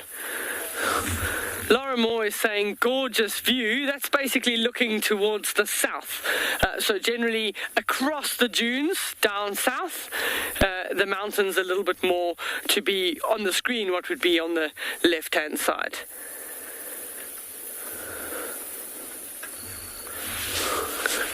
But just a real show at the moment with all those lightning. So we're not hearing the thunder, so we know it is really, really far away from us at this point. We know we'll make it home and dry today.